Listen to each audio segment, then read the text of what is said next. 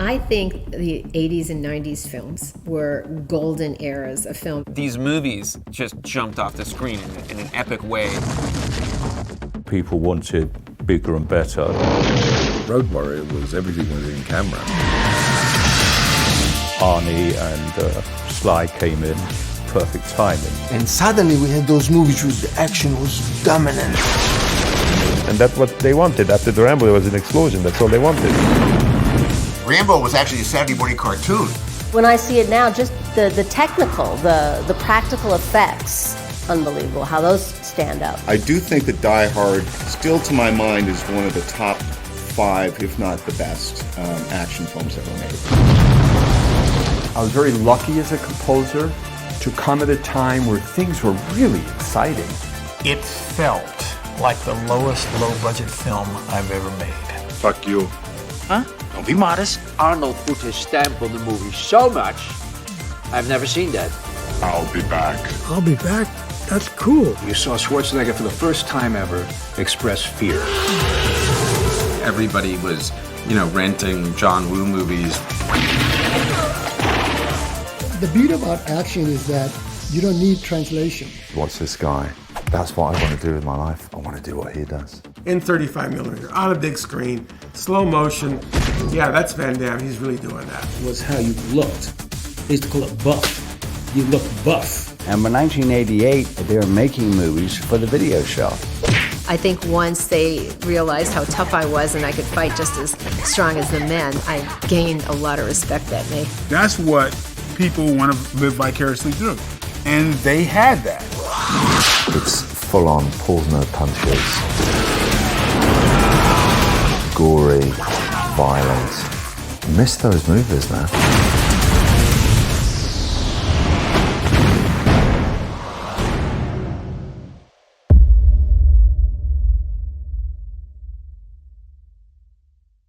If you look at a list of film genres in any kind of book or publication about Hollywood, you won't see action movies listed as a genre until really the 80s. I grew up watching Westerns. Red Ryder, Lash LaRue, Roy Rogers, Gene Autry, Johnny McBrown. That was when I really started to go to the theaters. That was after the war.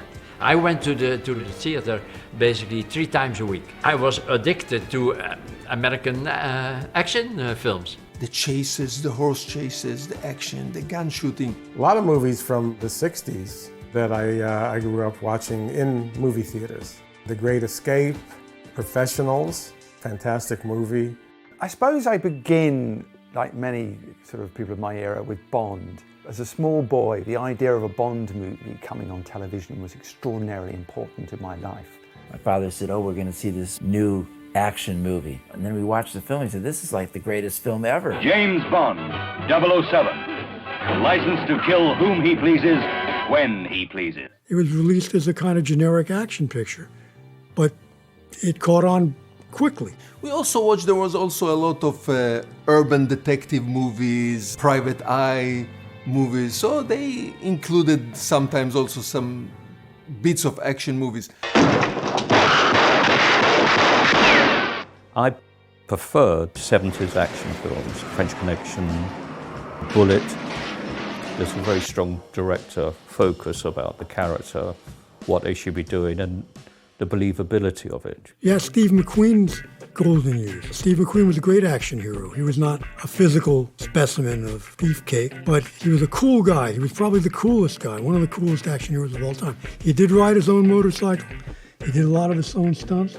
Action heroes of the 60s and the 70s, they were ambivalent about what they were doing. Charles Bronson had to go out in the street and look for justice. Charles Bronson, vigilantism was a huge thing in movies during that period. So that kind of switched it there, I think, with Death Wish, where the good guy became like a killer. And some of the sort of violent action movies of that time, obviously the Clint Eastwood movies and Death Wish and others, those guys were the heroes, and they were just going around shooting everyone that, people at home didn't like. He was always believable. Of course, a good actor as well is believable doing the action, which makes a huge difference. You've got to ask yourself a question. Do I feel lucky? Well, do you, punk? It was introducing me to a level of intensity, emotional intensity, in action films, in adventure films, and a heightening of stakes. Here's a guy who just lives, for whatever reason, he continues, he survives, but he doesn't really thrive, he just does his job. The action film stars that I grew up watching first was Jim Brown and Fred Williamson. They really had an effect on me growing up, and they were images that I wanted to grow up and look like, basically. Brown, Williamson, Kelly, the big three. If you were an actor or a young person, it gave you hope in the sense that you saw somebody that looked like you, that was an action hero. Many of us had never seen that before. Those are my heroes first, and because I identified with them. And you know, luckily I'm in a place where I start to resonate with youngsters who were very much like me at the time. They have a lot of bang for their buck because you want to live vicariously through these people. Of course, number one is Bruce Lee. I was very influenced by Bruce. I was inspired by Bruce Lee. He was a badass, you know what I'm saying? When he came onto the screen, he was very dynamic. It was a completely different character. Really, it was Bruce Lee that inspired me to take up martial arts. And he, throughout my whole life, still now, is a huge inspiration. I got hip to Bruce Lee as a kid and loved him. For me, growing up, martial arts was a thing. Bruce Lee, 70s kung fu films. When Bruce Lee's movies were popular, they weren't popular in the mainstream.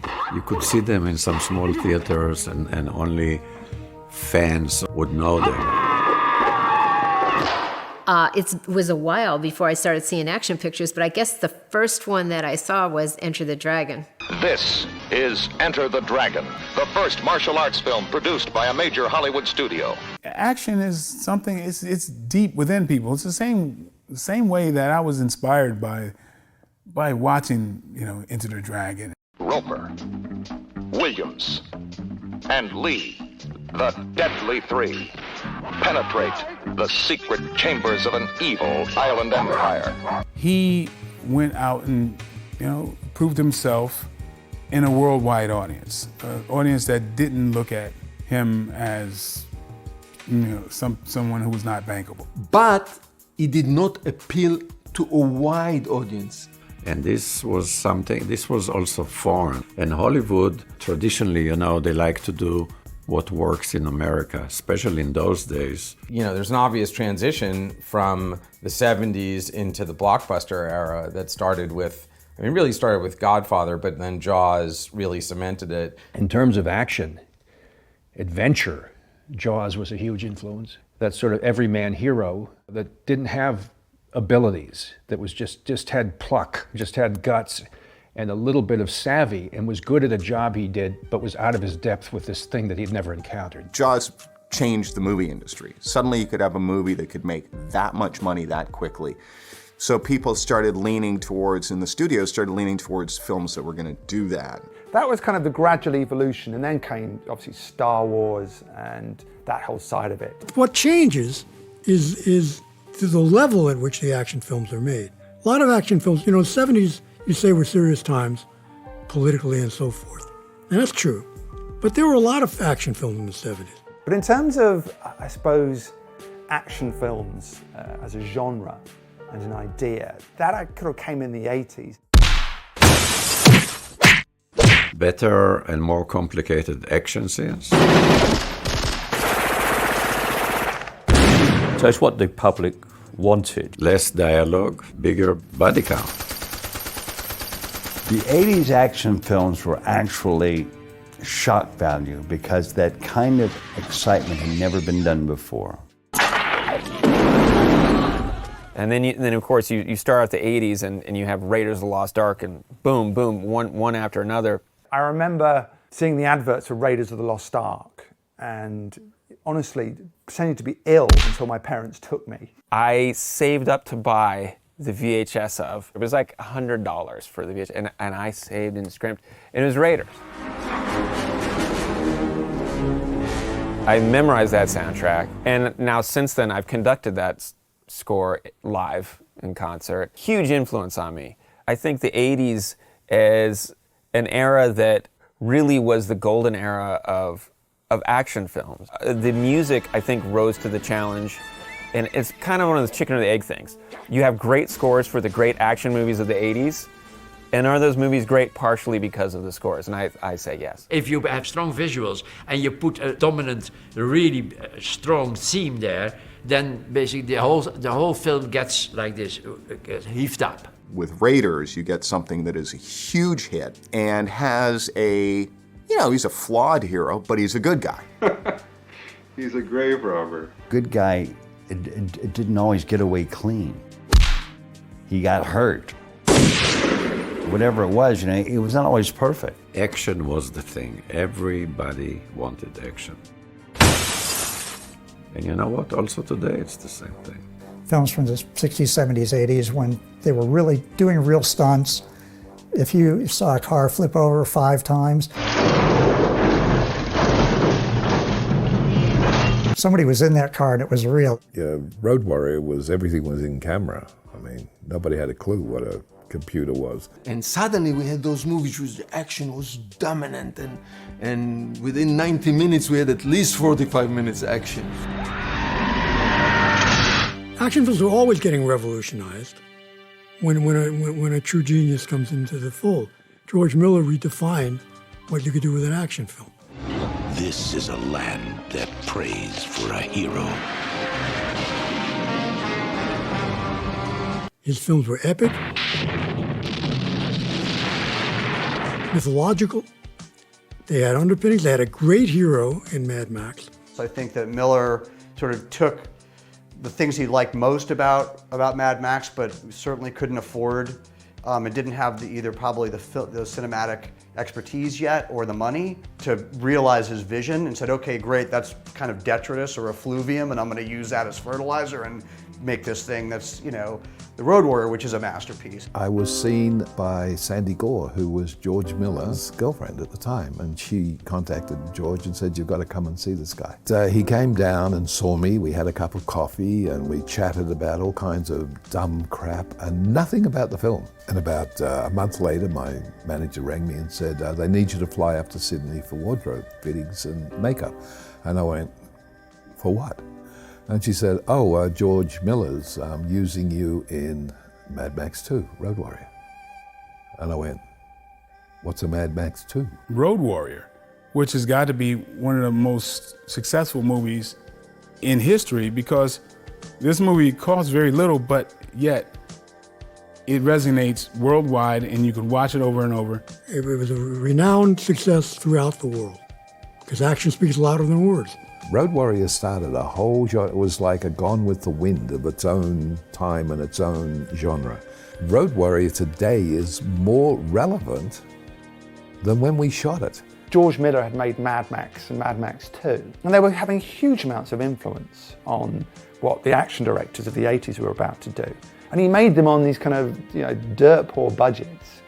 But yet they arrived and became this cult phenomenon. That idea of a bunch of macho dudes or a macho guy running around with guns and crime and things blowing up kind of turned into its own genre. In the 80s, there was an opportunity for many independent producers and directors to produce a lot of so-called genre, independent, low-budget genre movies or B-movies. Although they did very well, people wanted bigger and better, and that's when Arnie and Sly came in at the perfect timing, They were much stronger and bigger and full of muscles, and it became the standard. First Blood is a key action movie. I mean, that might be the progenitor of a lot of this.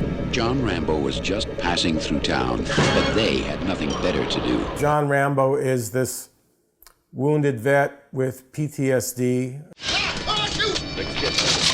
They knew he was innocent. Just another drifter that broke the law. Vagrancy, wasn't he? He's hiding out in the woods. He wants nothing to do with people. Sylvester Stallone in First Blood. First Blood, the original movie, was kind of a somber and kind of gritty. It had big action sequences, but it was very kind of real. And then it became this larger-than-life thing. It was a good story, very well acted, wonderfully directed. When we did First Blood, we were not thinking we're making an action movie. We were making a real drama, a real story. But it became such an iconic movie because watching him with all those bullets and big machine guns and his body and all that. It was a huge hit overnight, spread like wildfire. It took actually 2 foreigners to make a real American story. It's funny. Without Sylvester Stallone, it all falls apart. I mean, sometimes he gets, or used to get a bad rap. Because of Rocky, they all thought he was Rocky.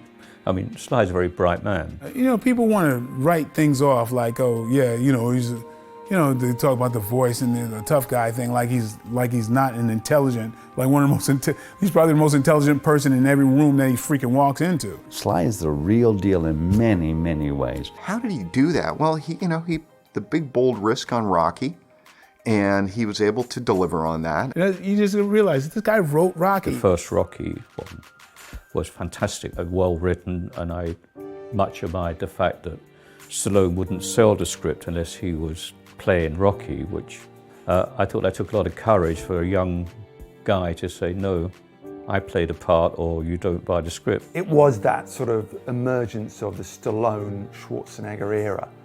And then, you know, cinema was about going out with your mates and sort of joining in some kind of collective experience.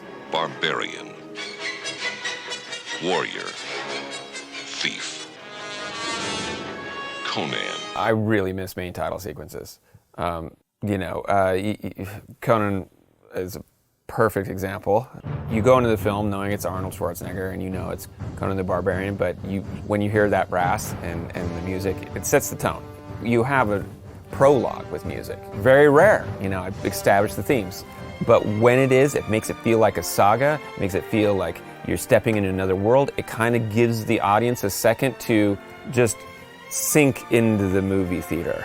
I think the arrival of Arnold Schwarzenegger was very significant. Someone who had a name that was hard to pronounce, who had a very thick accent, who had this body that was just massive. I mean, we are a society, especially the female part of it, we are a society that likes to look at things like that. It was like, you know, ooh, look at those muscles. I mean, I saw Pumping Iron, the documentary, when I was in high school, and I thought that was really cool. Although I did think Arnold was a bit of a dick. Hey, Arnold. He just tells the truth, but it's like, and he says things, he has no filter. And so he just says what he feels like. And it's great working with him because you always know where you stand. Everything has its timing. So, for instance, Arnold Schwarzenegger, he was laughed at in the beginning. You know, this big Austrian guy with an accent who can barely speak English. But luck has it, if there is something at the right time, at the right moment, that works for the general audience, like Conan, and someone has a specific style, that can actually create a trend. I think the difference between a movie that works and people really like is having that story. And I think also having that story that the star really fits into. One day I got a phone call. We want you to look at the script. It needs a rewrite, which is 48 hours. Nick Nolte is a cop. Eddie Murphy is a con. They couldn't like each other less. They couldn't need each other more. You want to bet? So one of the reasons I was put on 48 hours was, once we had cast Eddie Murphy, was to bring as much humor to the project as possible. Jack, tell me a story. Fuck you. Oh, that's one of my favorites. I thought it was a real movie by a passionate filmmaker that was summing up a kind of genre piece in which he scraped all the parts of the imagery and the style and the dialogue and the intensity of what he had grown up with, knowing as action thrillers. So you take all the qualities of great road movies and great comedy duos, and then you sort of slot that into, you know, what on the whole are fairly formulaic cop plots. You got something new. If you know Water Hills, Water Hills movies are like 48 Hours, but they're not funny at all. You got that whole kind of approach to action movies that were suddenly comedy movies at the same time. Don't you think you're being kind of hard on the guy? You go fuck yourself, convict! So out of that, we got 48 Hours and we got Beverly Hills Cop. Eddie Murphy is a Detroit cop. on vacation in Beverly Hills. It was the first time that I had been involved in a film that we sort of knew going in that this was a huge hit. I've been in some films that turned out to be huge hits, don't get me wrong.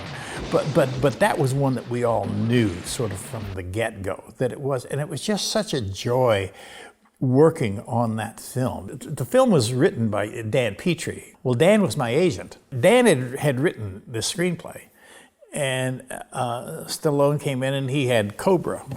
And he said, here's the film we're going to do. And they said, no, we're not going to do that. And he said, either you do this film or I'm walking. And so they offered it to Eddie. When you're the best, you do things with style. J.J. McQuaid is the best. My wife, Elizabeth Stevens, knew Chuck Norris before I did, actually, because her daughter, my stepdaughter, was taking karate from one of Chuck's senior black belts.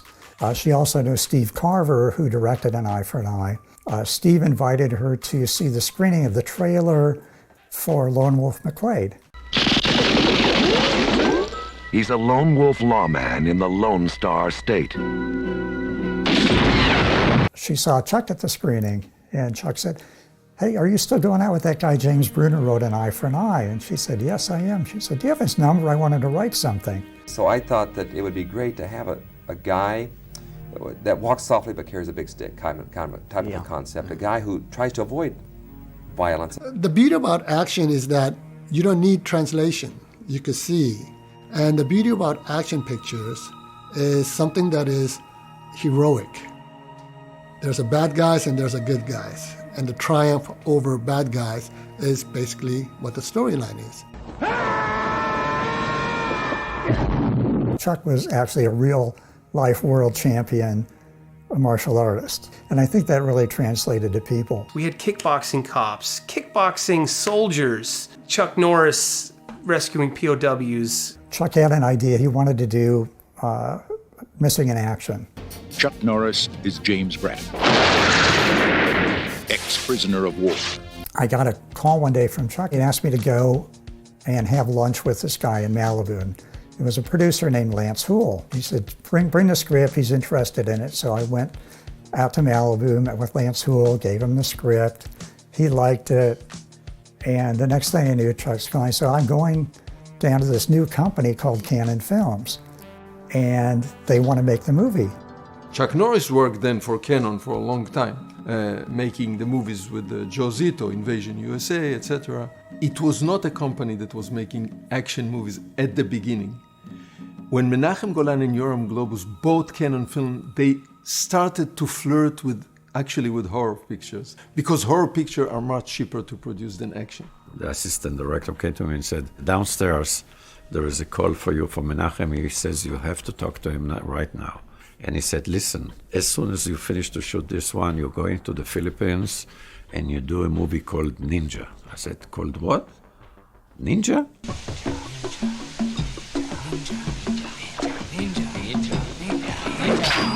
And he said, you know, there are action heroes and they can kick ass, and I'll explain to you later. He didn't know more than that. I begged him not to do the movie, so somebody else was sent to do it.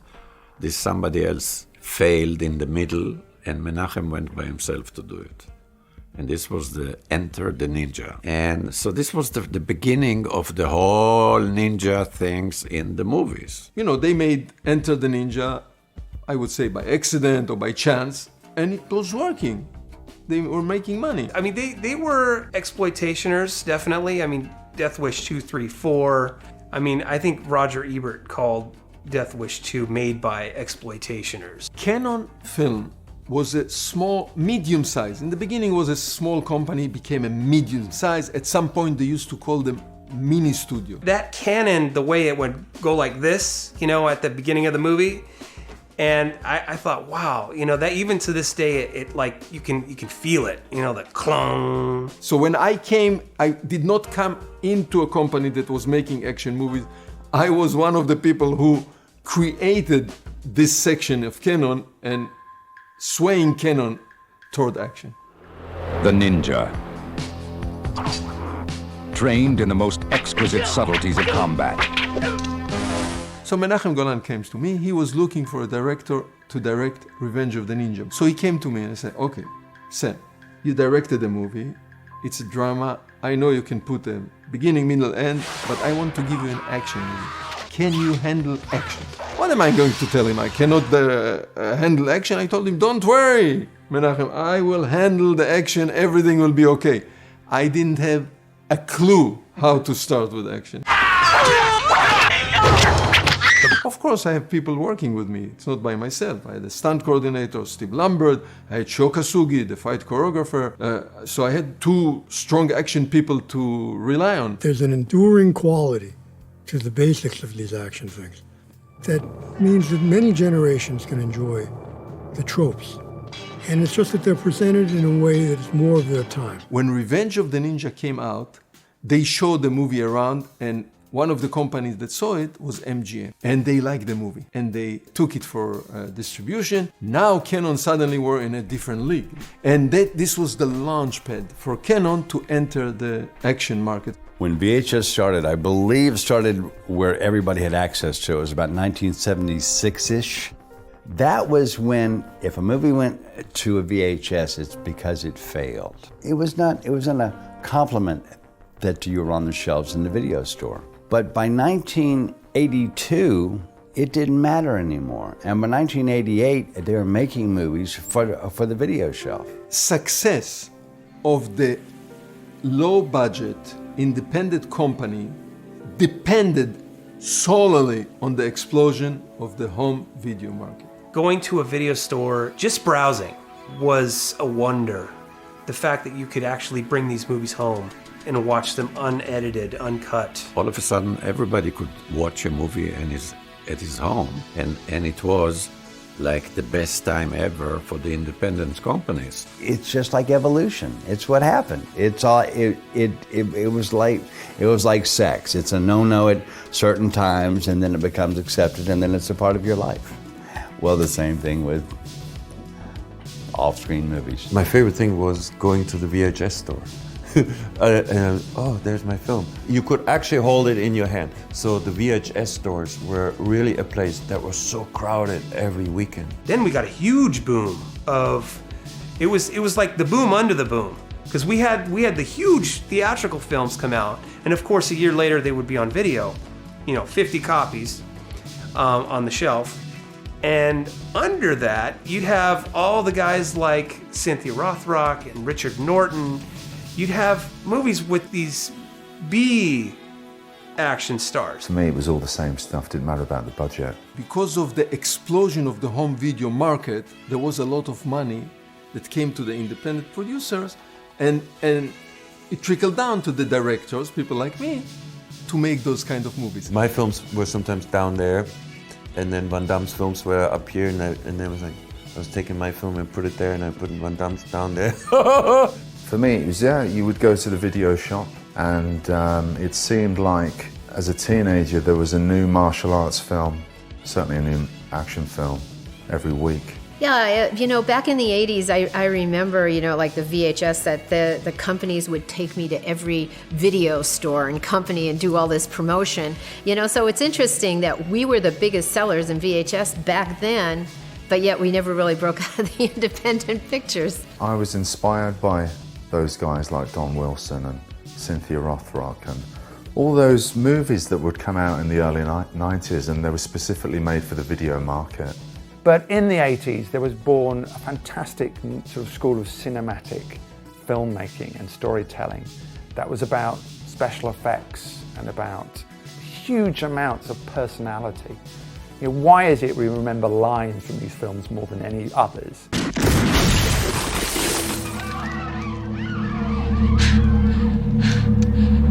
Come with me if you want to live. Action is an extension of drama.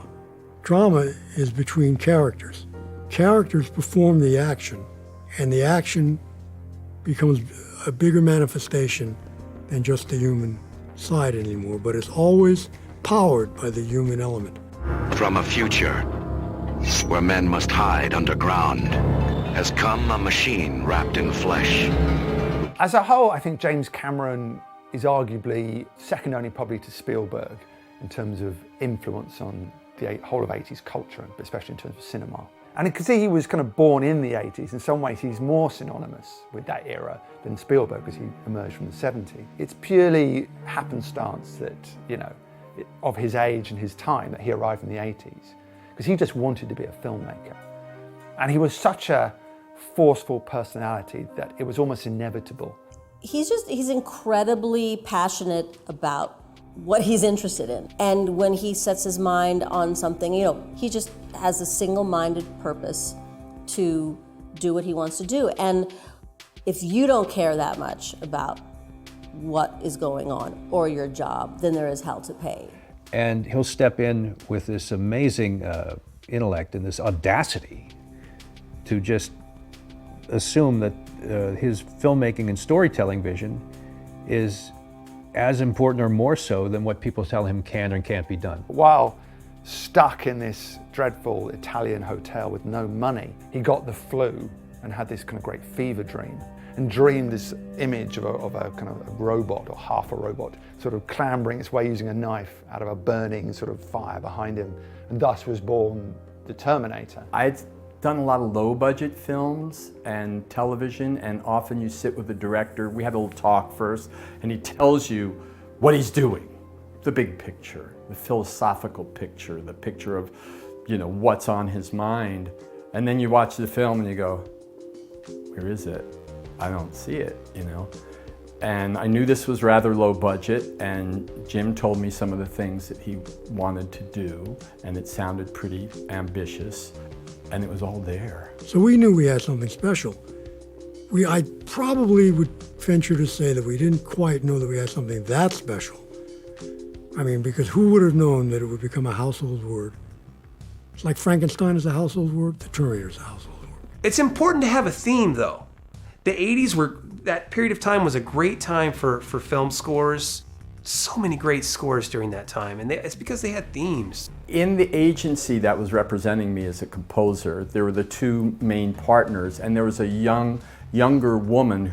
She said, there's this film and director, I really think we should try to get you there. And the word came back that this guy wanted to have a meeting with me, and I was like, fine, you know. So Mr. Cameron and Gail Ann Hurd came to my studio and showed me the rough cut of the Terminator. The Terminator theme, you know, Brad Fidel's that's very ingrained in my mind, the original Terminator theme. I think the film would have suffered without the theme, but the use of it being judicious and not to sometimes overuse of the theme can kind of distance you from what's happening in the moment. But there's no doubt in the making of the Terminator, there was just the birth of a kind of visionary and the birth of someone who would make films with an extraordinary instinctual propulsive form of storytelling that we hadn't really had before. Imagine editing the scene where Arnold says, I'll be back in the police station for the first time. I'll be back. It became iconic. I'll be back. That's cool. If I studied something about American cinema, it was Terminator. The editing of Terminator, the speed of Terminator, the harshness of Terminator. I mean, all that stuff, basically, all of what Cameron did. It transcended the genre because it was about ideas, because it was mythic, it was a love story, it was comic in the right places, it's self-deprecating when it needed to be, but it was classic and solid. I think Arnold Schwarzenegger has got to be one of the coolest cats on the planet. When he wants to do something, he gets it done. I mean, who would have ever thought Arnold would come here and become such a star and a governor of California? How can you go from being Mr. Universe to a movie star, to Mr. Maria, to governor, to divorce from Maria, to action hero again? How do you do that, man? Bronson's back in New York. Death Wish 3. Acting in Death Wish 3, especially because I was actually in the middle of film school at the time. It was like a summer job I did between sophomore and junior year. It was really starkly in my face that extremely right-wing, reactionary mentality of like, we are literally going to take the street back, right? And that's what's great about the Death Wish movies. It raises that to such a completely absurd degree. It's probably because it's a chain reaction. It's like the snowball effect. If one movie ups the violence, the other one has to overdo it. They're genre films at the end of the day. They're not for everyone. The people in Canon they were clever enough to look for niche area. What can they do that others don't do and maximize the profit in this area? If the audience don't buy, the studios don't make it. The studio makes what the audience likes to see. And then somehow they come up with the idea, American Ninja, boy, it makes a lot of money. For 2,000 years, the sacred art of the ninja has been guarded in the East. That ninja craze kicked up again, and my dad bought me a ninja suit, and it was the first black belt I ever got. We just mail ordered it, and I put this ninja suit on, and I never took it off. And we would do little missions where my dad and my brother would be in the top room watching me out on the street, and I would say, I'm here, can you see me? Yeah, we can see you. And then I would go creeping around the gardens, and they'd have to keep trying to keep me in their view. And I would disappear like a ninja. Many people applied for the part of American Ninja. We definitely saw more than 300 capable, good young kid or young actor. And Michael walked into the room, and this was it. I didn't have, before even I talked with him, before we read any lines, just by talking, conversation, I knew this guy is the American Ninja that I had in my mind. The first few days of shooting, he was very dedicated. He took time with Mike Stone, 2 weeks with Mike Stone to train, to prepare himself to be American Ninja. And the first day of shooting, I had a very good feeling that something is happening here with this character, with this guy.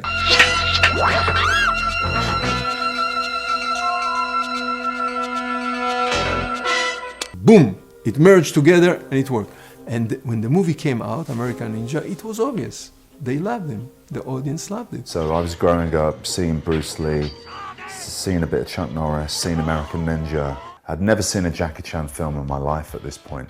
Tell a lie, I'd seen The Protector, but they were selling him as Bruce Lee, and he clearly wasn't. When the Hong Kong actors started to come into the United States, it was a very good sign, especially for me as an Asian American. If you're looking for the Asian, the action people, they had to come from over there because there just seemed like there wasn't very many of them that were here. There was no representative of action stars globally, especially in the United States. People like Jackie Chan, they made quite a bit of impact. I was training in Kung Fu. I always looked at Jackie Chan. I used to watch his movies every Sunday in Chinatown and come home and practice his movements. And I always thought, ooh, I want to be like Jackie Chan. I never thought I would want to do movies. It just wasn't in my mind because it all happened by chance. He's the one that, I looked at and said, yeah, that's how I want to move because I liked the realism in the comedy. Like he would take like a telephone and start using that as a steel whip, and I love that. And I think in some of my films I tried to do that, like take 2 frying pans and try to fight with them, because I like that because it's real, Sometimes you're not going to be carrying a weapon on the street and you have to use whatever's available. There's a reason why we know who Jackie Chan and Jet Li and Jean-Claude Van Damme are, but yet we don't know other actors from those regions because they do action. No man, no law, no war can stop him. Sylvester Stallone is back. It took it to a new level because the stunt work was great. And we had a terrific crew. We had great set design. We had Jack Cardiff on camera. It was Jerry Goldsmith's score. Rambo, First Blood, Part 2. Rambo's theme by Jerry Goldsmith is absolutely the touchstone for me for 80s action. Jerry Goldsmith is my all-time favorite composer, and he always has been ever since a boy. He really created a sense of heroism and humanity for Rambo. And when I think of that, it's immediate childhood. They've got Rambo going back to Vietnam, rescuing POWs. In other words, he's atoning for the mistakes that were made beforehand. Yeah, there's a big difference in that we see that sort of evolution to a branded character as opposed to an actor playing a character. First Blood was an actor's role, the other was a Stallone vehicle. So why to complicate your life and make those art movies and then go see where do you go, who buys it, where do you release it? You make something that people want, and that's what they wanted. After the Rambo, there was an explosion, that's all they wanted. There's a Vietnamese officer, and he's got his pistol out, and he's nervous, and he's firing at Rambo. He's trying to hit him, he can't hit him. Rambo, meanwhile, is just calmly pulling back on his bow. He's got a grenade-tipped arrow. He's pulling back on the bow, and they keep cutting to this Vietnamese guy shaking and firing, and he can't hit him. Rambo lets go of the bow, and the grenade hits this guy. There's an explosion, and there's a little, there's like human tissue flying. The audience went nuts. And I'm sure Stallone and the guys from Carolco, Mario and Andy, were in audiences watching this also. And they realized, you know what, we got to take a completely different direction with these Rambo films because they're loving this. We didn't want the outgoing crowd to clash with the people coming in. We put them out the exit, and immediately they joined the queue, bought a ticket for the next show. My parents took me to see Rambo, I think 3 or 4 times in the theater. I mean, we just went over and over again. I believe it was the most successful movie the year that it came out. Also, it had the most negative reviews of any movie. The fact that Rambo 2, biggest success of the year. Rambo 2, most negative reviews of the year. Here's a guy who went against the grain in everything that he ever did. Here's a guy who transformed himself, literally. He chiseled his own body into this statuesque, muscular specimen. He was very toned. It's the way he eats, the how he exercised meticulously every day. I don't know how many times a day, how many hours. This guy lives in the gym. Have you ever seen a body weigh that much and be that lean at the same time? How does a person do that? He does not eat and only does juice and works out. America needed a boost of confidence, and what could be more confidence boosting than a muscular physical specimen? The American audience, with the help of Hollywood, was looking to kind of elevate the feeling, the good feeling of being American. But we are talking about the subtext. We are not talking about the movies. The movies were action movies, except First Blood, maybe. Stallone goes off on this rant. And I see all those maggots at the airport protesting me, spitting, calling me baby killer and all kinds of vile crap. He's got a handicap. He's got a mental handicap. This was an image that people had of Vietnam veterans throughout the 70s. In First Blood, you had a guy in a big baggy army coat come back looking for his compadres and found they've all died of Agent Orange, basically. He's the last one left. And the most of that movie is him in that big jacket, acting scared, vulnerable, angry, and at the end getting arrested and put away. It was a real movie, and it was really good. Then you have the sequel. Do we get to win this time? This time it's up to you. Now it's about the muscles. Now it's the superhero realm, where it's almost like a fantasy the first John Rambo had. He gets to go back and save all these buddies.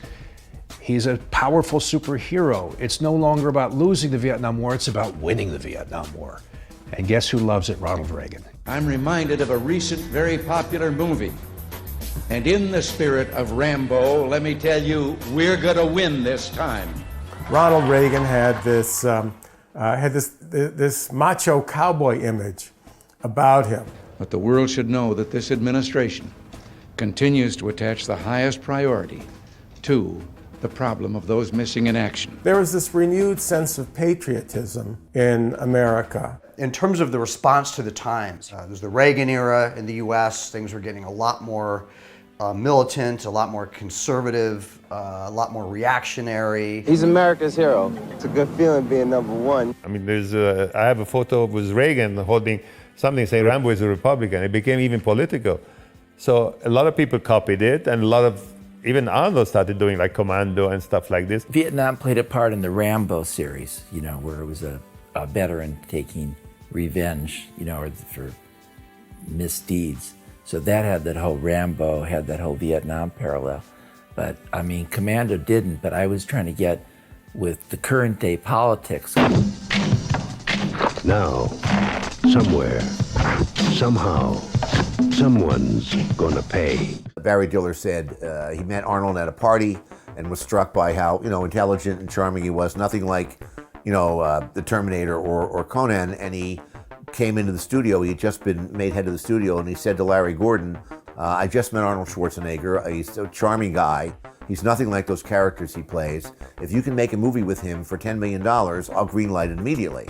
And a week later, we were greenlit with Commando. When it came to like a Commando with Schwarzenegger, that was designed as like a hero. Somebody takes his daughter, he's gonna be a hero. That movie set the tone for action movies for years to this day. I liked the script because it, you know, had several levels. It had action, it had comedy. Don't disturb my friend. He's dead tired. So I said, we have to put all of these laughs in the film, like one-liners, right? And the producer, Joel Silver, he said, oh, that's fantastic because a pure action movie won't make as much money. The night before shooting, I called Arnold and I said, tomorrow's shooting, you're gonna walk across the street holding this guy with your two arms, and then you hang him over the cliff as you're talking to him and you drop him. And he goes, I can't do that. I said, what do you mean? You're like the strongest man in the world. You lift 400-pound weights. And he says, that's weights. Those are balance. I cannot carry a man across the street and then hold him over a cliff and do a whole scene. That's crazy. You remember, Sally, when I promised to kill you last? That's right, Major. You did. I lied. To be honest, I don't think anybody knew that this would create the trend that it created. You scared, motherfucker? Well, you should be, because the Green Beret's gonna kick your big ass. They were doing the next film that the producers were doing, Joel Silver, was Commando. And he actually took me and introduced me to the director, and the director said, no, I've got somebody else I want, you know. The producer wanted him always because of Road Warrior, and then he had done some Weird Science, some other films with Joel Silver. But then we found this other guy, and then I never shot him, but we did a rehearsal one day, and he was like, oh man, we need somebody. And then, you know, it came, well, we got to use that Road Warrior guy. You want to know something? When I found out I'd get my hands on you, I said I'd do it for nothing. Vernon Wells is like the only one that could have played against him, and it was, you know, odd because he was like in love with him, but he hated him too. He wanted to kill him, but he was in love with him. This character, this man wanted to be Arnold. That was the whole premise. He wanted to be number one. When we did the scene, I just sort of jumped on him and did that whole scene. And when it was over, Joel Silver said to him, he said, so what do you think? And he went, never give him a real knife. He always says in all these interviews he says he's the sweetest human being, but say action and he turns into the biggest raving monster. When that movie, again, outperformed its domestic box office overseas, it kind of woke up 20th Century Fox to this kind of movie and all the other majors as well. It's so famous today, everywhere you go, everyone has seen this film. And so I think it did set off a whole genre of this type of movies. And I remember at the time, Stallone and Schwarzenegger, they had this rivalry. Stallone was bragging on how, you know, Rambo made more money at the box office, but Arnold said, quite wisely, he said, in the long run, people are going to remember mine more. Now they're very friends and everything, but I'm sure in the old days there was some competition. It was all about the muscles. Arnold Schwarzenegger was the reigning champ of action movies. Maybe it was Stallone. They were competing. So Stallone definitely upped the old, definitely that was because of Schwarzenegger. Would he have gone to those lengths to get as big as he was if not for Schwarzenegger? Maybe not. But that was the way it was back then. You know, they grew together. I made movies with both of them, so I was happy with both of them. Actually, I was going to make a movie with both of them in the same movie. And it almost got made, but then somehow it didn't happen. Can you imagine the stress on the set having this? I remember quite vividly driving down, I think it was Hollywood or Sunset Boulevard, when I was 6 years old, and seeing the largest billboard I've ever seen in my life for Cobra.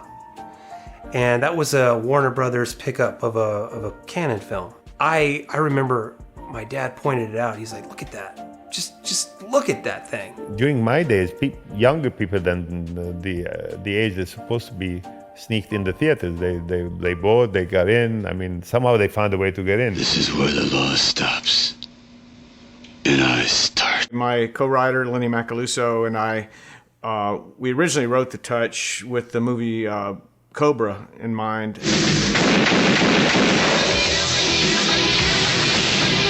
Stallone is a cop called Cobra. And it didn't get in the Cobra movie, but the record label at the time, Scotti Brothers, they said, "Oh, well, we got The Touch in this movie called Transformers, about these cartoon robots," and we're like, "What?" Hold on tight. The most incredible rock and roll adventure ever is here. You watch any film from the 80s, and the music is a big part of it, the soundtrack. Beyond good, beyond evil, beyond your wildest imagination.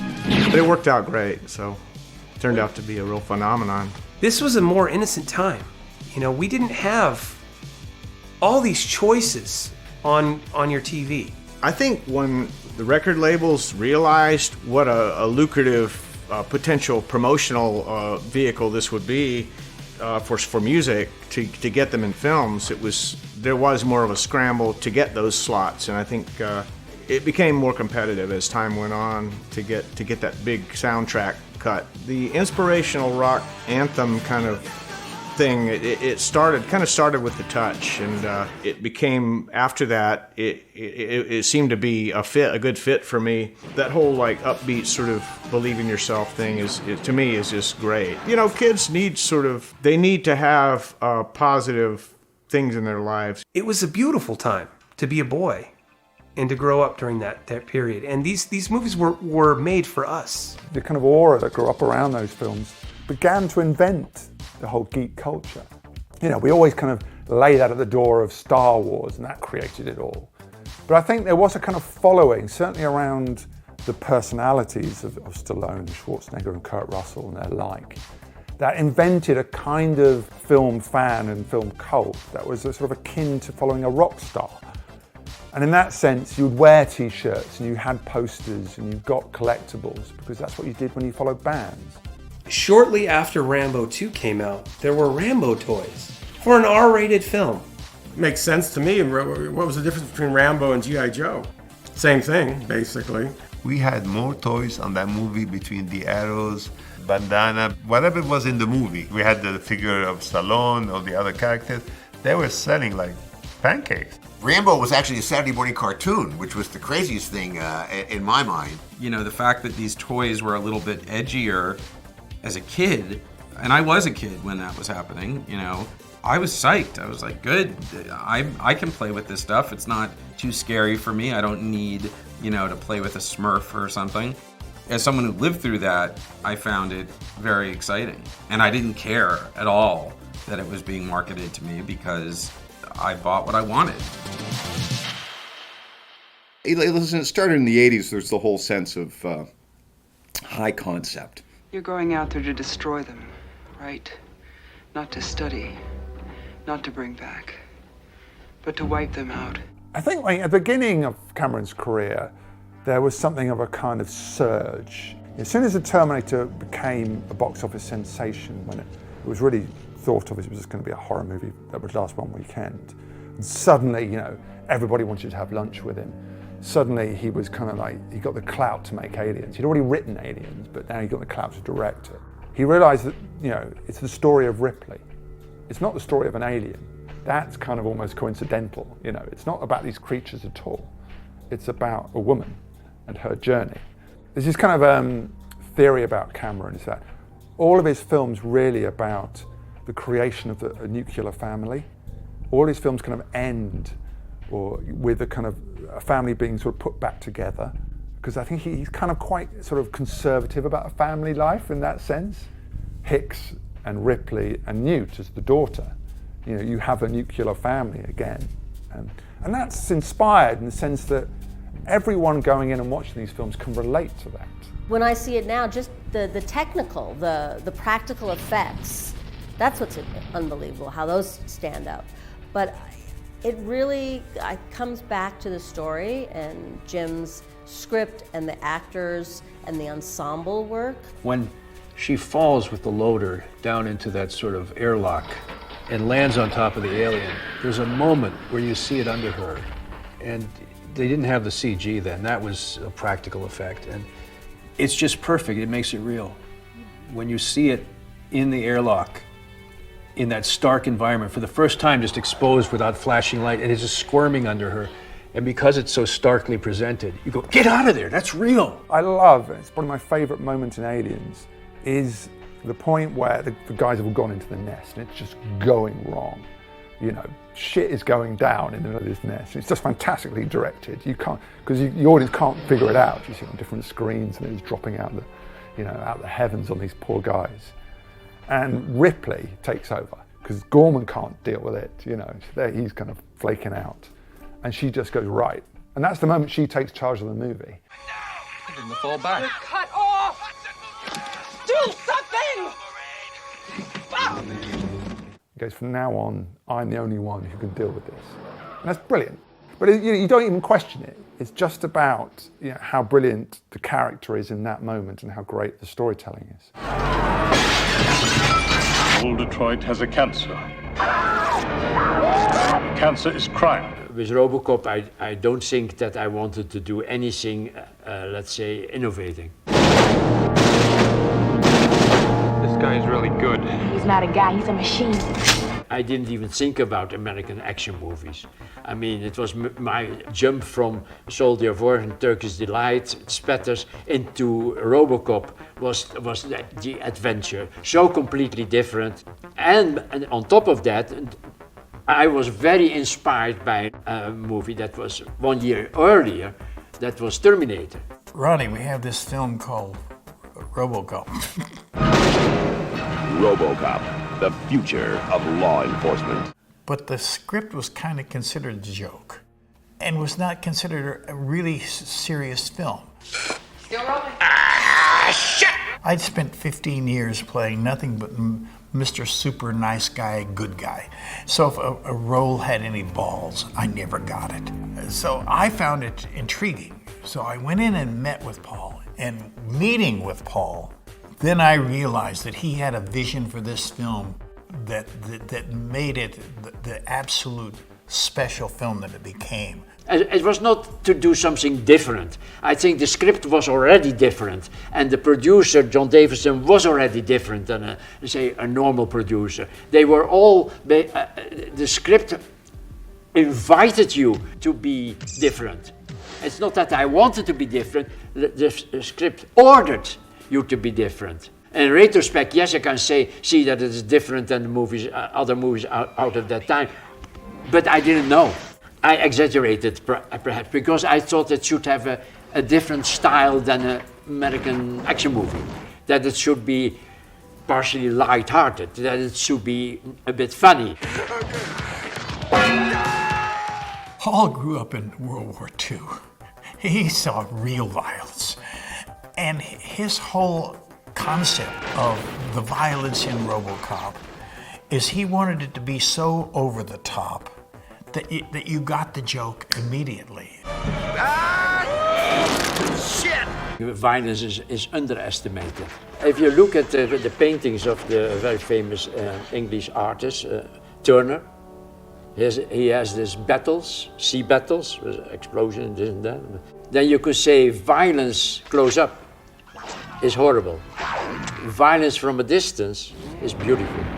There is something like that into violence. In the original concept, it was so bloody in the first couple of frames that you saw, as an audience, you say, ha ha, I get it. This is where we are. Somebody want to call a goddamn paramedic? Because they had to go back to the censors God knows how many times. They cut it back so much so that it finally got to where it was right on the edge of what you could stand. And they made it, the violence, more egregious by doing it that way. That's non-artistic people trying to make decisions that they have no business making. One of the most inspired movies, perhaps together with a Dutch movie like Turkish Delight, the most inspired, let's say, shooting that I ever had. That film, to me, is a triumph of Paul Verhoeven. Thank you for your cooperation. Good night. In 1987, they released The Predator, and it was remarkable for a number of reasons. One, it was at the height of the Rambo craze and the height of the craze over Alien. Nothing like it has ever been on Earth before. What kind of worked about The Predator was just the brilliance of its high concept. You know, it wasn't just an alien, it was this chameleon alien. We cannot see it, but it sees the heat of our bodies. Arnold Schwarzenegger in Predator.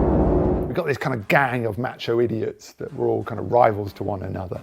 Carl Weathers and Jesse Ventura, you know, all these kind of ridiculous people who were more ridiculous than Arnold, you know. They made Arnold look like the straight guy. But then you saw a film where Schwarzenegger actually went beyond and tried in that movie to really act.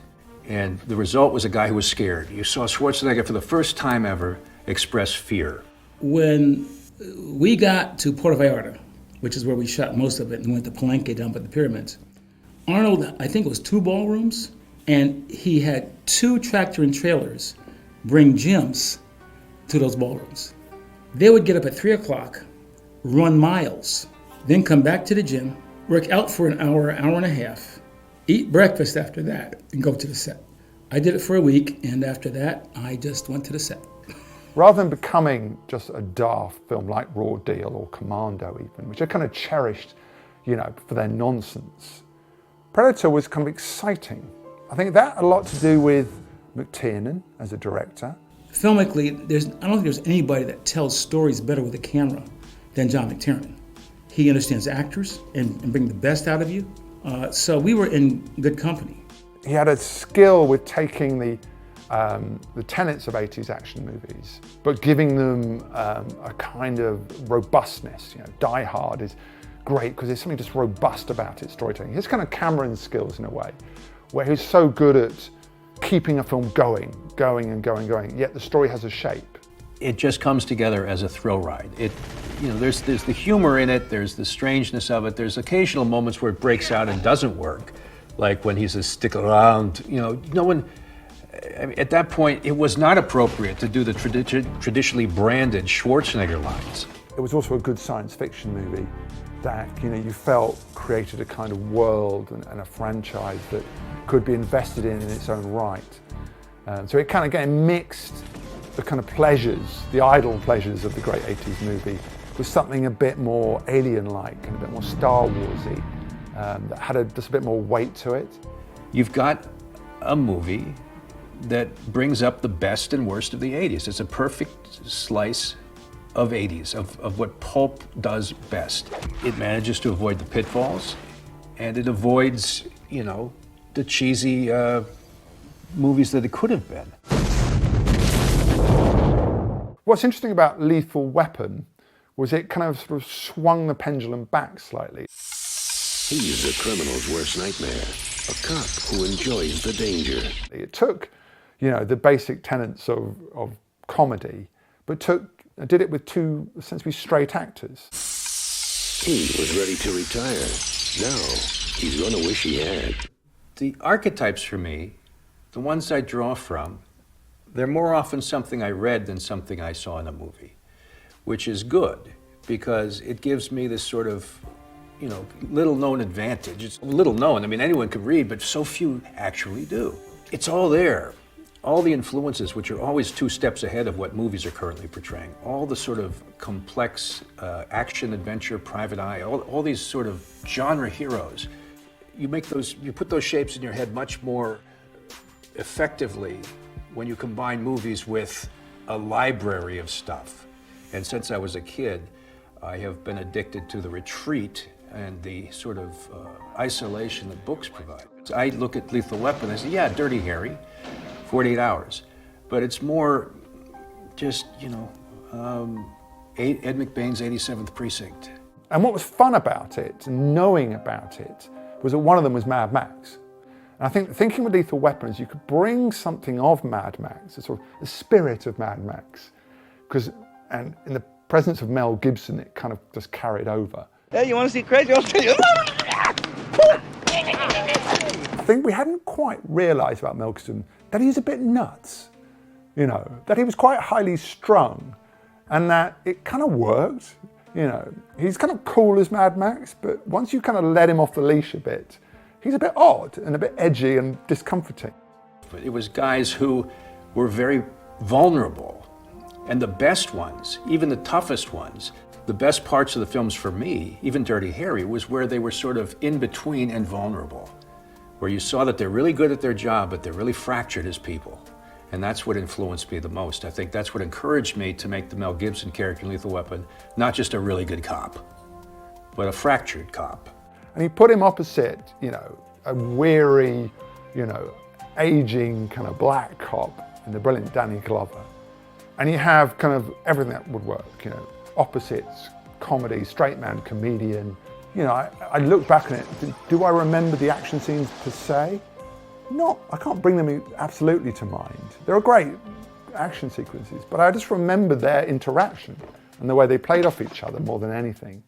And that's, I think just a great recalibration of the grand tradition of the odd couple. You ever met anybody you didn't kill? Well, I haven't killed you yet. The Lethal Weapon franchise is interesting. I did work with Donner on the first one. The second one, I wrote a draft. It was good. It was a fairly depressing draft and needed a bit of work. But the work it needed was not so much the issue as the somberness of it. That second one was very much in the realm of sort of the Dirty Harry of tough, 70s driven, more like Bullet than Animal House. They wanted like the Joe Pesci of it. They wanted a lot more humor. And I didn't dig that. I thought it was going to be a feel-good, fun-ass movie. And I thought, well, it's not so much kind of like a taut, suspenseful thriller. And that was where it parted. Part of it was I killed Briggs at the end. I didn't have to do that. They call that sending away the bread truck, basically. But in retrospect, I was probably being a little too somber and too pretentious but it was enough for me to say, look, I don't want to do this anymore. I don't want a comedy. I'd rather do something different. Lethal Weapon 2. This time, they're not taking any crap. Just get off me, man. I don't want anybody to see us like that. Die Hard is based on a novel called Nothing Lasts Forever, which itself is a sequel to another novel by the same author called The Detective. Interestingly enough, The Detective was a movie made with Frank Sinatra, produced and starred in, I think, in the late 60s. Curiously enough, because it was the same author and the same book series, Fox had to offer Die Hard, under the title of Nothing Lasts Forever, to Sinatra.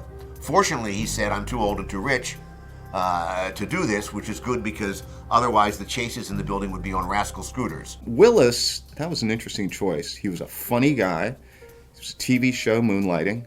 Casting him in Die Hard was brilliant. I tried to make Bruce as grounded as possible. I was already aware of the overworked, overbuilt, steroid, muscular hero, which becomes problematic. Who do you have to fight him? After Schwarzenegger, Willis sort of started the more regular-sized human being kind of action hero. So when I construct an action movie, the first thing I think of is the villain. So the protagonist of Die Hard is really Hans Gruber, and the antagonist is John McClane. Oops.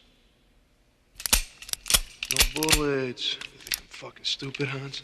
And if you think about it that way in your mind, you end up getting the cat and mouse chess game. I do think that Die Hard, still to my mind, is one of the top 5, if not the best, action films ever made. It's exciting. The big sequences are great. It's incredibly well plotted. They have great characters, great actors. McTiernan was the perfect director. Jan de Bont was the perfect cinematographer. One of the best bad guys in film history, which is incredibly important. Alan Rickman, which I thought was incredible, but I talked about him many times saying, this guy's talking too slow. This is not going to work. And then when it comes out on film, he's incredible. Due to the Nakatomi Corporation's legacy of greed around the globe, they are about to be taught a lesson in the real use of power. And I also love that sense of it being contained. There's something about that, if it's just all taking place in this one building. You get the logic of it. You get the sense of the challenge for the bad guy, the good guy, and in the back of your mind for the writers and the filmmakers. It's just, how are they going to make this work? Well, I think what happened post Die Hard is a lot of people did this Die Hard and it became shorthand for a movie pitch. Not everybody did what we did, which was have an ordinary guy. So, for example, Under Siege, you think he's an ordinary guy, but it turns out he actually was a Navy SEAL who got demoted because he punched an officer. Die Hard is one that if I'm flipping channels and it's on, I'll say, I'm just going to wait to the scene which they put in late in the game, which is Hans Gruber going up and looking around and running into McClane. Hi there. And going, no, don't shoot me. Oh my God, that scene, I love that scene so much. And then I end up watching the whole film. Bruce Willis, Die Hard. In the late 80s, I remember how huge some of these R-rated films like Terminator 2 and Rambo 3, I remember how big those movies were and how expensive they were. I want you to come with me to help me lead the team. What do you say, John? I put in my time. Rambo is never looking for a fight. You've got to force him to fight. And that was one discussion that Stallone and I had about Rambo 3. We've got this war going on in Afghanistan. It's Russia's version of Vietnam. There were bad Russians in Rambo 2. Rambo 3, Russians, let's have Russians again, but where are they causing a lot of trouble? Where are they killing people? Afghanistan. Rambo's got to go to Afghanistan. Who are you? The worst nightmare. Stallone. Rambo 3. We had less luck, I think, on Rambo 3 because the political climate had changed. I did mention to them when we were shooting Rambo 3 that glasnost was happening and people were shaking hands, not killing each other, but I was a little bit ignored about that. First of all, Peter McDonald was not the director initially. It was Russell Mulcahy. Russell actually directed the film for, I think, the first couple of weeks before he got fired. Sly was not very happy. Rushes were dark or something. Maybe the guy was intimidated by Sly, or maybe, I have no idea. I wasn't there. I just came when the thing started to happen. And then we all got together and said, okay, well, unfortunately it's not working with him, but we're making the movie. So we have the second unit director, which is Peter. On Rambo 3, I was directing and photographing the second unit, as I had done on Rambo 2. During that period, I took over photographing the first unit for 2 or 3 days, and they were quite well behind schedule. Stallone asked me into his trailer, which is as big as a normal house, and then asked me about taking over the film. And I really was very dubious because I knew I was going to inherit, as the first film I was going to direct was a totally out of control film. So I looked outside, I said, all these people now are going to be sacked. So I said, well, I'd do it. I said, so. It's a pretty damn good movie. In retrospect, so many people are saying that Rambo 3 is their favorite of all the Rambo movies. Personally, I like Rambo 2, but back then, they just felt that they had to hate it. Fuck them. Sly did say to me, this fool, you realize this is going to change your life, and I said, for better or for worse, and I'm still trying to work out whether it was for better or for worse.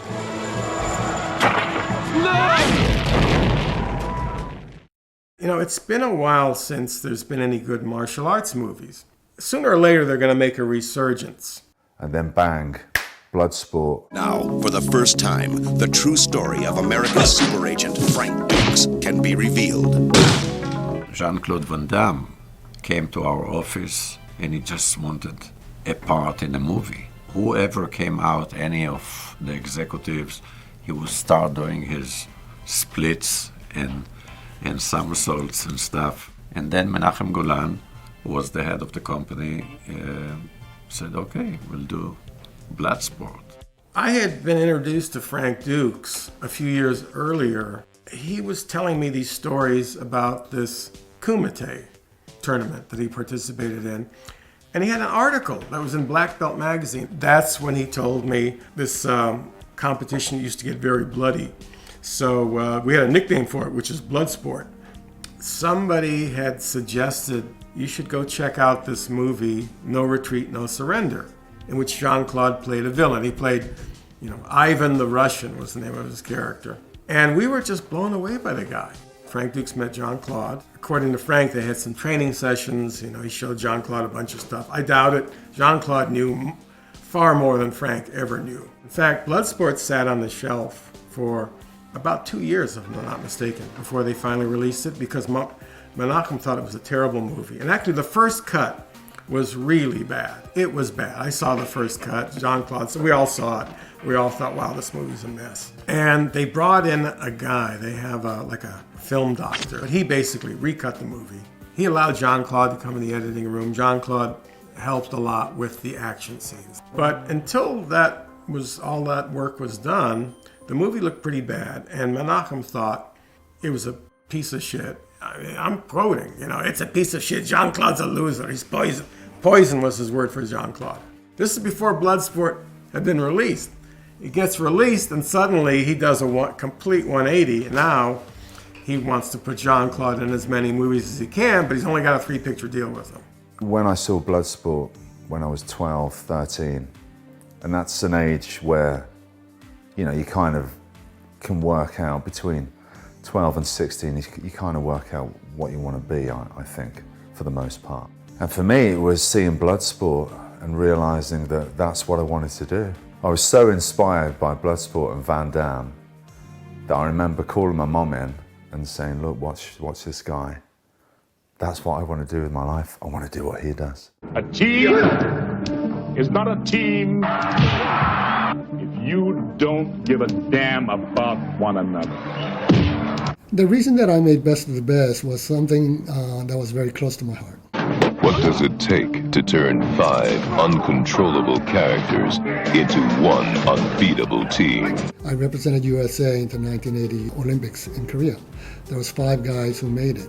And that experience was phenomenal for me.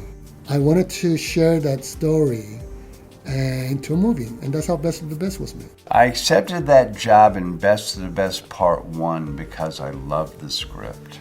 We choreographed those fights before we shot anything. And Simon Rhee was basically the fight choreographer on all the movies. And you did what Simon told you to do. Simon says, do this, do this, do this. Oh, wait, do this, hey, just like that. Seijin Quan attacks. Grady counters with a takedown and scores. Down, down, down. For me, I wanted to be grounded.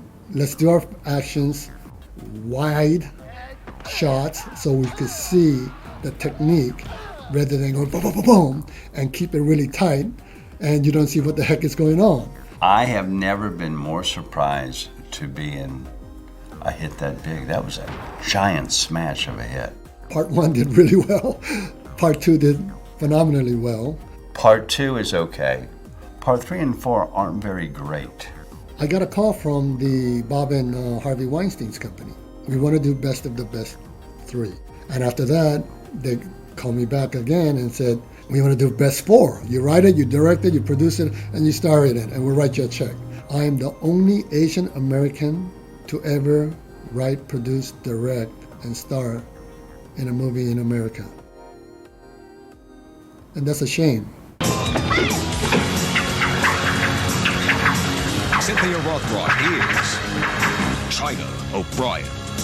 In the beginning, at first, I was like, There was always the guy that would come in and save the day, and I would fight, and then he would come in and save the day. So that was a little bit different, as being the lead in the American pictures. And it took until, I think, China O'Brien, but then Lady Dragon, and then when they realized that those movies were really successful and made a lot of money, I was the lead pretty much after that. For me, it was a glorious time as a teenager. Every week, go to the video shop and there'd be a new, like, China O'Brien or, you know, Blood Fist or whatever it was. When we were shooting China O'Brien, I did find a big difference in shooting with Robert Klaus and shooting in the Hong Kong. Because remember, that's all I had was Hong Kong experience. He wanted to do everything in one long shot and one long take, and I was used to them, you know, doing that, but coming in for close-ups, close-up of the foot to the head and this and that. And we'd be like, no, but wait, you have to come in and do the close-up of it. And he'd go, Bruce Lee didn't do that. At that time, I think I was just as up there with everybody else. You know, my movies were making top money, so I never felt inferior in the market. Any Hong Kong movie that I did, that's my favorite fight scenes.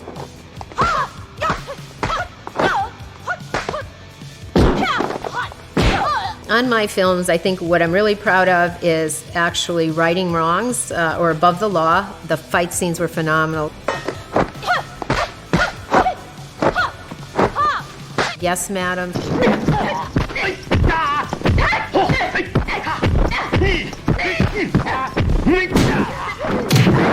The Chinese people really embraced me because they weren't used to seeing a white woman that could fight so hard. And I remember the first day of filming, we had an all-night shoot, and it was in the airport scene of Yes, Madam. And it was very tough and it was brutal, and I didn't know what to do, so I just said, I'm just going to do my best. If I get hurt, I get hurt, you know. So I gave it all, and I think that first day it impressed everybody and the stunt people because they could hit me hard and I wasn't going to complain, you know, and they weren't, oh no, she's not, you know, we don't have to put on the delicate gloves for her because she's a girl. I think once they realized how tough I was and I could fight just as strong as the men, I gained a lot of respect that day. The idea of the female action hero, I don't think it quite took hold. There's an interesting sort of like almost sort of sub-genre, you know, within the 80s, which was created, I think, ostensibly by a decision Ridley Scott made in 1978 when he was filming Alien, where someone said, well, why don't we just make Ripley a female? And they did this, and this I think the really key bit. Obviously, Sigourney Weaver is amazing, and the casting of her is important. But I think what's really important is they didn't change a line of dialogue. So nothing about Ripley's dialogue was changed to make her female. We know it's using the air shafts. Will you listen to me, Parker? Shut up! She was pretty fierce, and I think it was a very empowering thing, even for me, to see a woman in a movie just be that effortlessly cool, intense, and effective. Never gave up. Cameron drew a lot from that. Yeah, he loved Alien. I think he loved that idea that, you know, females could be tough. You're terminated, fucker. Really, it's her arc.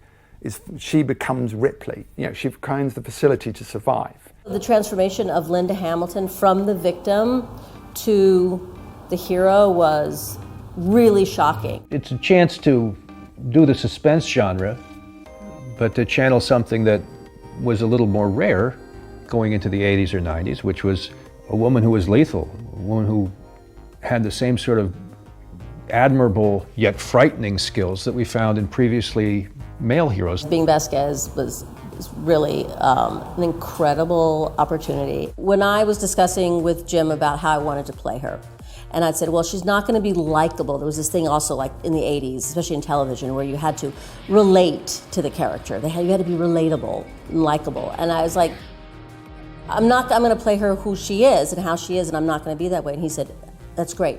I've got your back.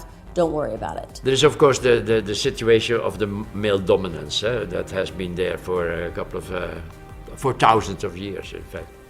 When I grew up, then I went to elementary school. The women in the class were as clever or mostly better than I. So I have never seen a difference.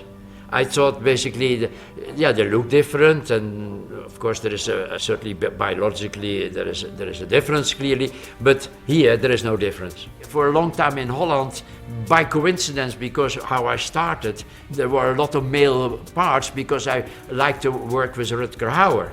And here in the United States, at a certain moment, basically, there were female parts, like the one of Sharon Stone, and it moved to that direction. So I don't see the difference. I think the pickings are slim as far as female action stars is because there's a stigma, I think, and it's that same old thing, well, women don't sell as good as the men or something like that. There was a lot of pressure when we did The Long Kiss Goodnight, and halfway through I had told some people what I was doing, including various producers. They said, what are you working on? Let's do this thing with a female protagonist. And across the board they said, dude, that's not, if you want that to sell, can't you make him a man? I mean, why does it have to be a woman? And I would explain the sort of dichotomy of the woman who's desperately living that sort of housewife mentality to shield herself from the memory of the things that she can't abide.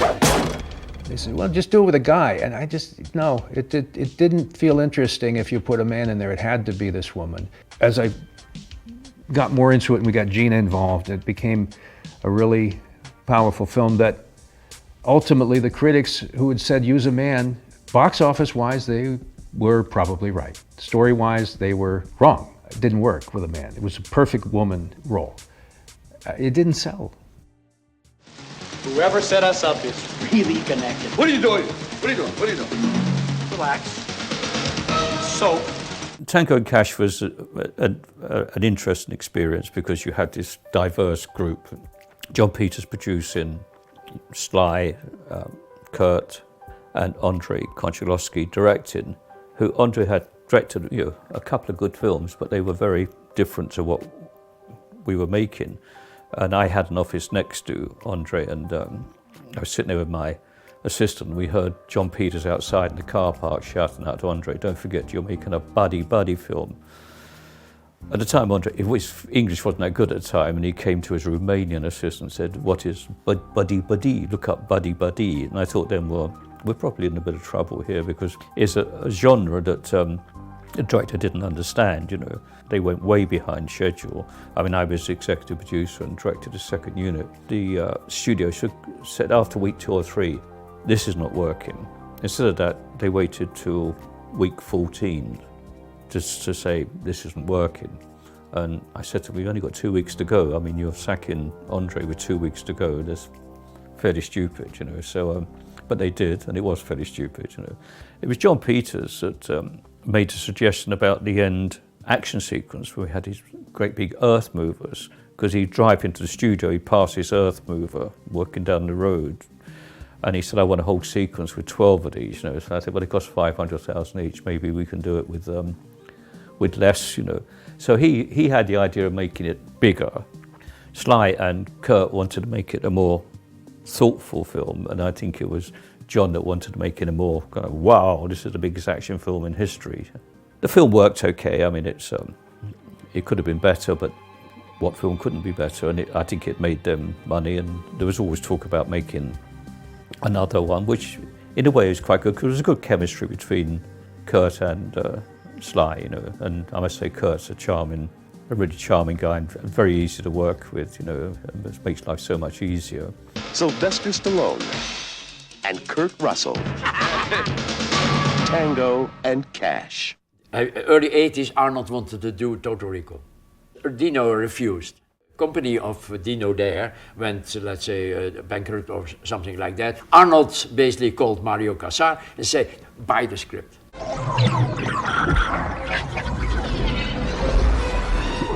I took that movie because of the ambiguity. Great. Cut. Get ready for a surprise! I think the idea that you don't know if Arnold is dreaming or if it's true felt postmodern. There are two realities. And they don't even compete with each other, they're next to each other. That was the funny thing about Total Recall. It felt like the lowest low-budget film I've ever made. they cut so many corners. At one point they called me up and they said, Ronnie, this is an expensive film. So I said, everybody's agreed to fly down to Mexico in coach.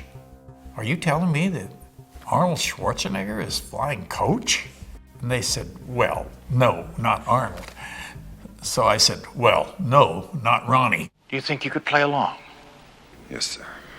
Great. Because otherwise I'll erase your ass. Obviously, they were spending a lot of money on the screen, and those were the biggest, most wonderful sets at that time. The technology was not nearly what it is today, so it could take you a day to get a shot. We were really very hard trying to make the script through both ways. That it would be a dream, and he is still in the factory, and at the end of the movie, he is basically wiped out. Or he is really a wonderful guy that basically is abused by Cohagen, the bad guy, but finds out his humanity and at the end saves the world, the world of Mars. These two things, they're true too. You never know if it's real or not. Arnold put his stamp on the movie so much, I've never seen that basically. All for the good, always on my side. Always preparing, always if production was basically difficult and they didn't want to pay because the scene was too expensive. Arnold would say, I want the scene. Paul Verhoeven was making Total Recall then, which was the most exciting Schwarzenegger movie ever. Then Cameron was going to turn up and make one that was twice as good and twice as expensive and twice as Schwarzenegger than ever before.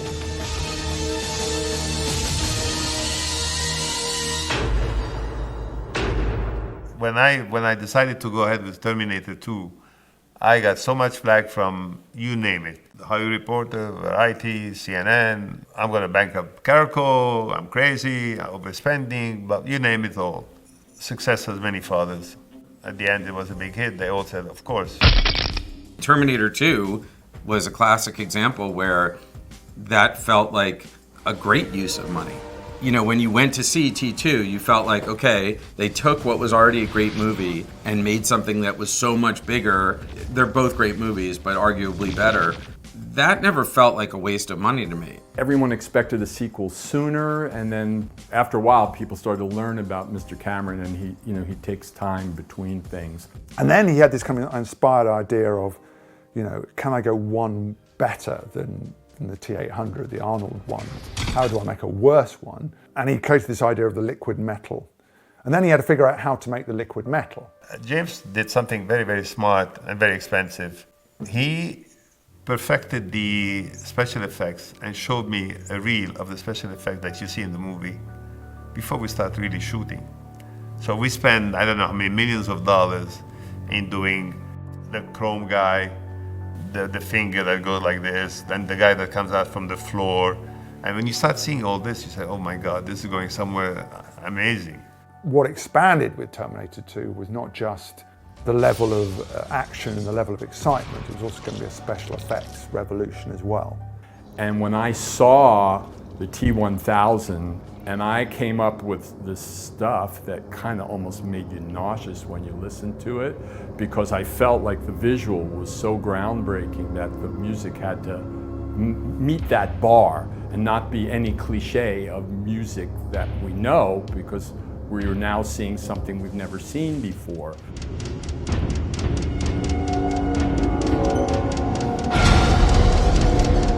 Which is, I wanted to disorient the audience somewhat. It was like these weird samples of brass sections backward and upside down that I was stretching out and playing with, so that you kind of got this, because like all of a sudden reality isn't reality. It's like you go to do something and you go right through it, but it's not a ghost, it's a thing that can kill you.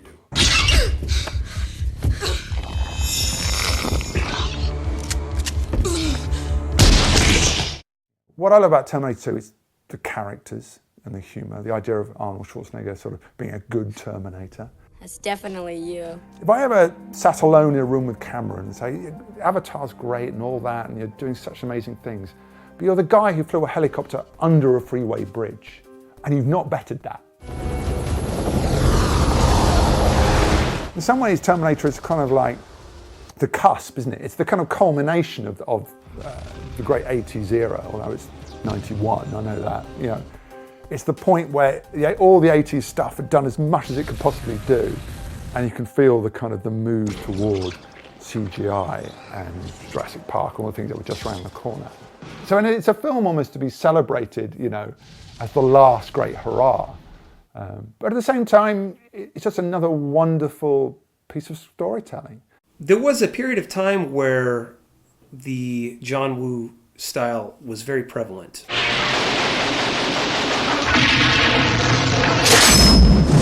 I think John Woo had a huge impact on me and Adam Leff. I remember watching The Killer and just thinking, oh my God, this is better than any Hollywood action movie, because we thought this is really the kind of action, this is just better. In terms of the stylization of the action and the way it was shot,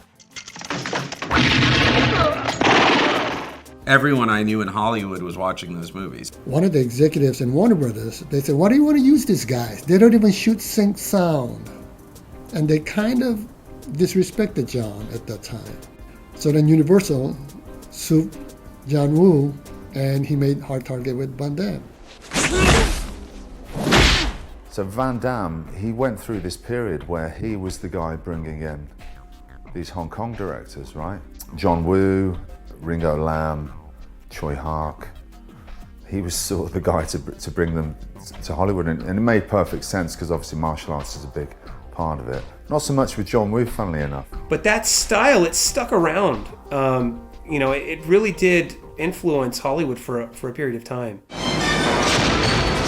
The ultimate weapons of the future have declared war on each other. I kind of discovered Roland Emmerich when he was down in my building. He did a movie called, a very small movie, I don't remember. It's a very futuristic movie that cost nothing that he did. And I wanted to meet him after I saw the movie, and I met him. He's a wonderful guy, very, very smart and very creative. Jean-Claude Van Damme, Dolph Lundgren,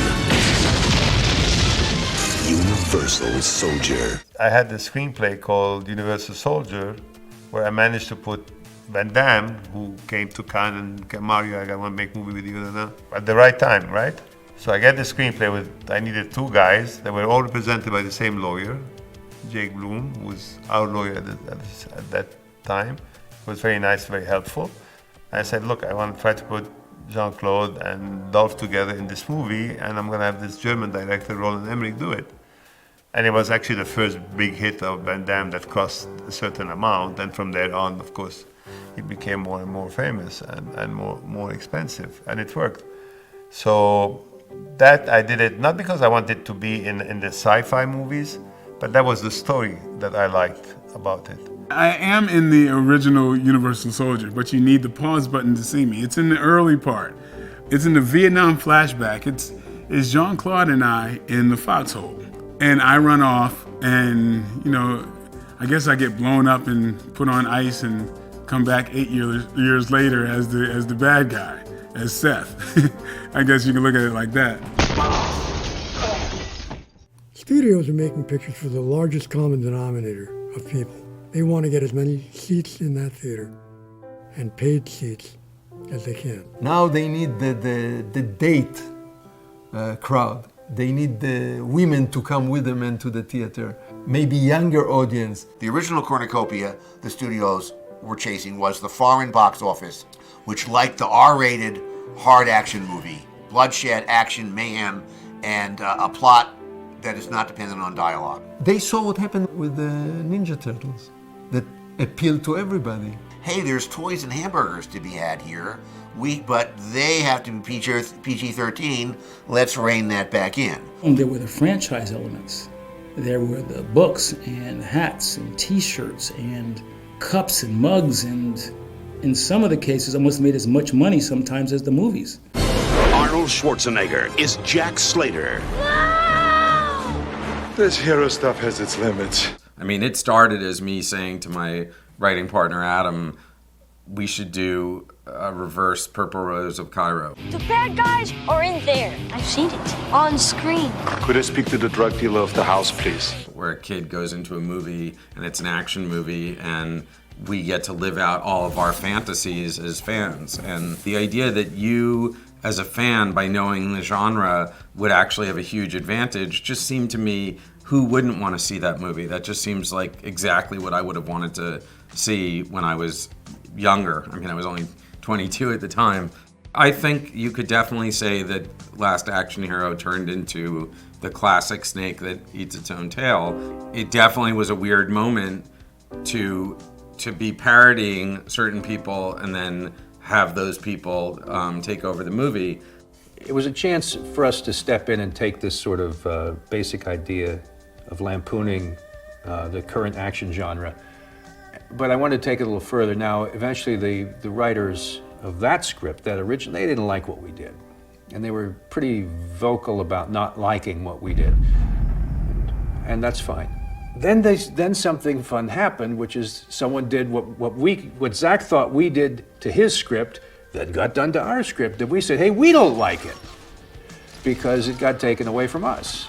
It became less about, suspense, adventure, detective stuff, cop stuff, and more just about a big world of movies with dinosaurs and things like that. And it was, in other words, the spectacle of just movie world as opposed to cop movie world sort of overwhelmed. I think a lot of problems probably came out later in the process too, but I do think there's something to be said for two total movie buffs writing this movie where we loved that genre. We thought, we didn't sit there and say, oh, Commando, this is so stupid. We thought it was awesome. Whereas I think, for McTiernan and for Shane, and for a lot of those people, they had kind of gotten tired of this stupid version of what Shane writes the smart version of those movies, right? I mean, Lethal Weapon is the smart buddy cop. It's the better buddy cop movie. There's a lot of crappy ones. He writes the good ones. I think with Last Action Hero, even when I first saw it, it's not like there aren't a whole bunch of great moments in the movie. I mean, there's a couple left over from our draft, but there's also, the dogs that form a pyramid, and everything with Charles Dance is great. I've just shot somebody. I did it on purpose. It was very hard for me to watch it at the time because I really had no idea what I was getting into. If I was at the premiere and afterwards, there was this bubble of silence, and it was the only time I went to a premiere back then of something I'd written, and I just went, I'm not that excited. I'm glad I did it, but great party. We went and they had Kiss playing, and they had like giant statues and, all the food you can eat. I thought, this is good food. I'm glad we made that movie because I'm having a great snack. But meanwhile, no one's talking about the movie. No one liked it. There's so many people who love the movie. And there's so many people who at least acknowledge, one thing that I even felt at the time was, this is a deeply weird movie. This is one of the weirdest big budget movies that anyone's ever made. And the fact that people appreciate that now is hard for me to, I'm not going to dissuade someone from feeling that way. And I do think it's aged much better than people expected. If my $20 billion are not delivered, the hostages will die. I don't think so. The Capcom executives are coming to Hollywood. They're having a round of meetings with producers all over town looking for someone to make a movie out of their successful game, Street Fighter II. Do you know this? And I said, yeah, my kids have put like their college fund into that coin-op machine. Can you have a story to tell them, an approach to this movie in 3 days? With this like crazy schedule and stuff like that, I'll only take this assignment if I can direct the movie as well. So I don't want to do another tournament movie.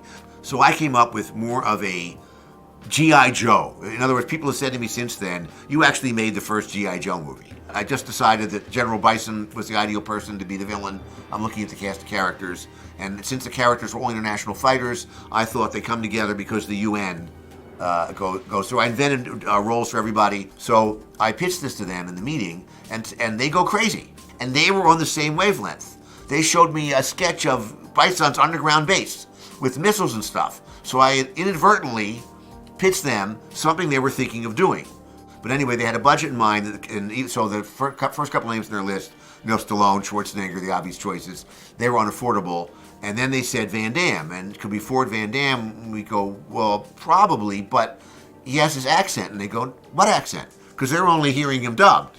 Now, Are you the same as Sagat and Bison? Or am I right and you're different?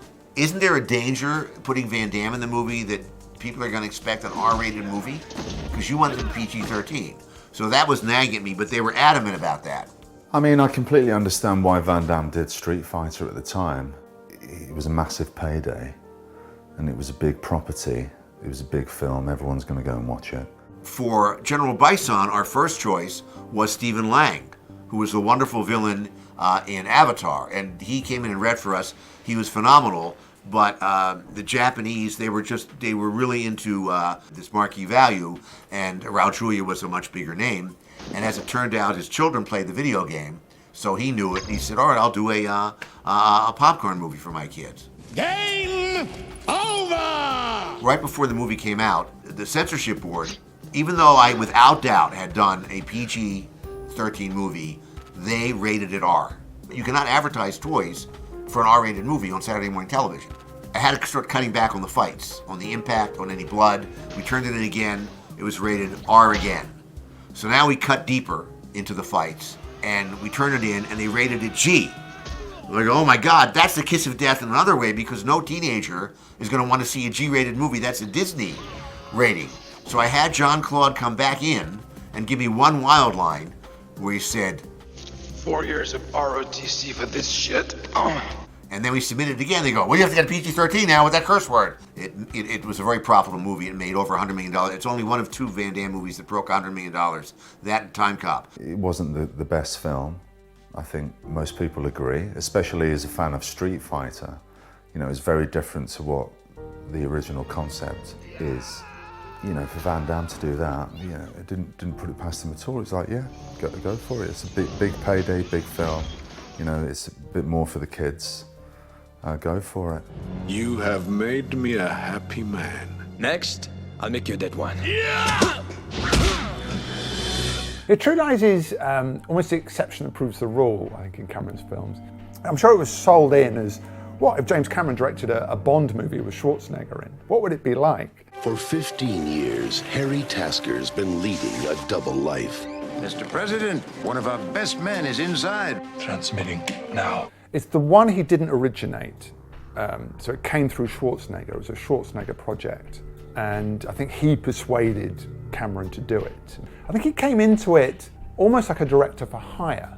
And I think that kind of interested him. So it's a slight anomaly in terms of his career as a whole. And I think that counts sort of tonally as well, that it's got this sort of comic spy edge to it. And it has this kind of really interesting Jamie Lee Curtis sort of subplot, or you could say plot. You know, obviously she's the wife of Schwarzenegger's secret agent and has no idea what he does. So it's a sort of domestic problem. Again, we come back to Cameron's sort of fascination with the family unit. True Lies, I think it was I had to pitch. You know, I had to really sell him on it. He did hire me before I presented any of the music. He and I had never done an orchestra score together. We thought about orchestra on T2, but we didn't have the time. And we decided that we liked what we were getting. On True Lies, ironically, going back one notch, I think what got me that job was striking distance. The orchestra sounded really good. I said, well, yeah, okay. So then I realized, okay, he needed a solid thing. So it's kind of an unusual pleasure, I think, True Lies. It's sort of, you come back to it and think, oh, I forgot about this one. And it's got that slightly sort of buoyant silliness about it. It's it was that period where Schwarzenegger began to get lines, you know, and he kind of thought himself as more of an actor. And you kind of have to kind of go with that. And he's all right in it. You know, he's fine, but it's that kind of weird problem with contractions again. And, it's got horses riding into elevators. It's got stuff blowing up. It's got Harrier jump jets, you know. He doesn't, stint on any of the Cameron stuff. You got to be totally sold on what you're doing. You can't be a step back kind of going about it. Even though there's James Bondish things, it wasn't a spoof. It was his movie, True Lies, with that story, and he was having fun with it. Let's go. I married Rambo. The studios decided, rather than getting these bodybuilders and martial artists, like Seagal and Van Damme, and trying to turn them into actors. Why don't we hire actors and teach them how to do some of this action stuff and use doubles? They called me in at 20th Century Fox to talk about a movie called Speed. Why are they messing with me? Do they think I'm doing this for fun? Speed script first went around. The sort of nickname for it was Die Hard on a Bus. And to which I said, fantastic. Once the bus goes 50 miles an hour, the bomb is armed. If it drops below 50, it blows up. And so it was an inspiration for Speed. That said, I had been playing with that idea for years, even before Die Hard came out. And it was something that my father had told me about, that there was a script that Kurosawa had written about a train that couldn't slow down or blow up. That became Runaway Train. I saw that movie, Konchalovsky's movie. It's pretty good, but I thought, hey, it'd be better if there was a bomb, because in Runaway Train they just can't get to the brakes. If it was a bomb and if it was a bus. We were trying to find a lead for Speed, and then someone at the studio said, what about Keanu Reeves? And he was very young. We didn't know for sure, and then we met him, and he's like 6'2". He was lean. He already had the cool haircut. He hadn't bulked up yet, but he was riding a motorcycle. I was just like, oh, he's cool. And he had done Point Break, so we knew he could run around with a weapon and do stuff like that, and hopefully we could make it a little less sort of over the top. I was speechless. You're talking about the guy that was in Bill and Ted's Excellent Adventure. I am the Duke of Ted. Is going to play a cop in this action movie. Is that the best we can do, Keanu Reeves? Well, how wrong was I, okay? In the first drafts of Speed, there was a whole thing I tried where you find out that his partner, who was eventually played by Jeff Daniels, is actually the one who's doing things, and it was this big twisty twist thing.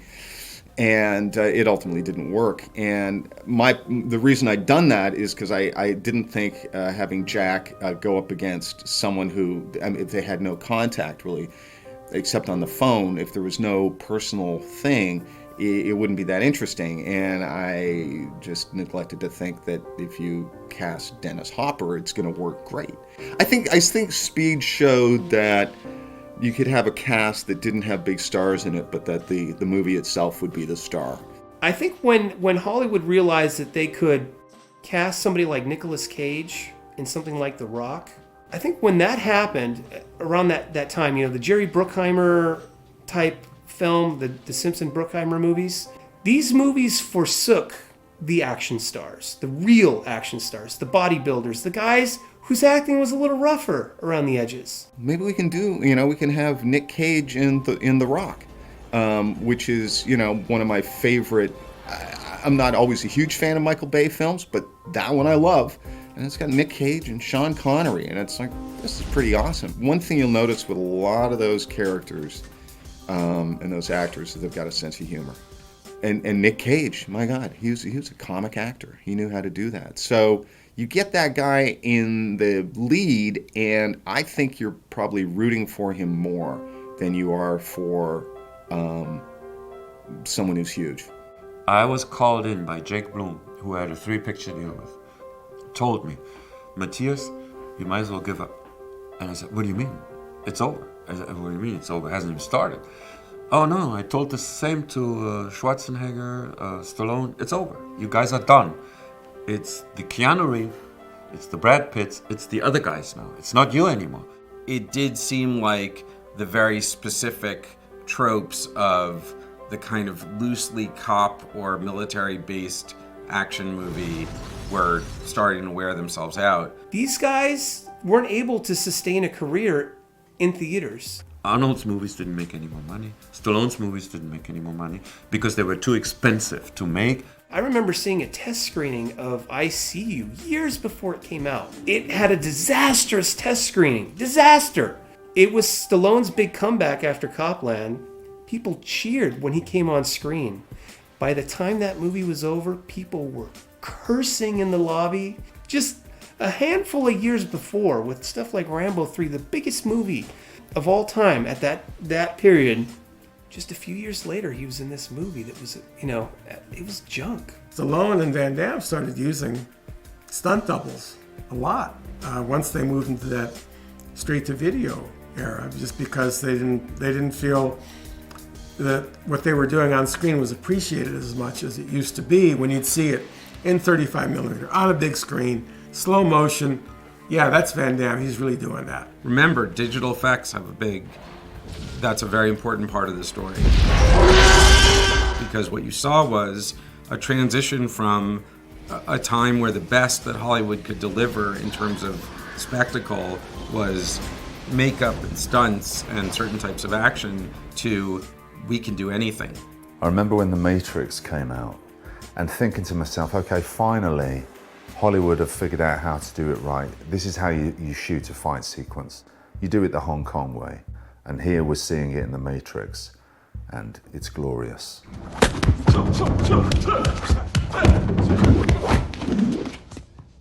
But now we've found a way to, especially with all the comic book movies, to take an Oscar-winning actor, a top actor in the game, and give him enough skills to look believable as an action star, whether that's putting a stuntman in a superhero suit, or whether it's taking them for 6 months, 3 months, and putting them in a grueling training regimen to get them up to standard to be able to do stuff in camera like Keanu Reeves does, Charlize Theron.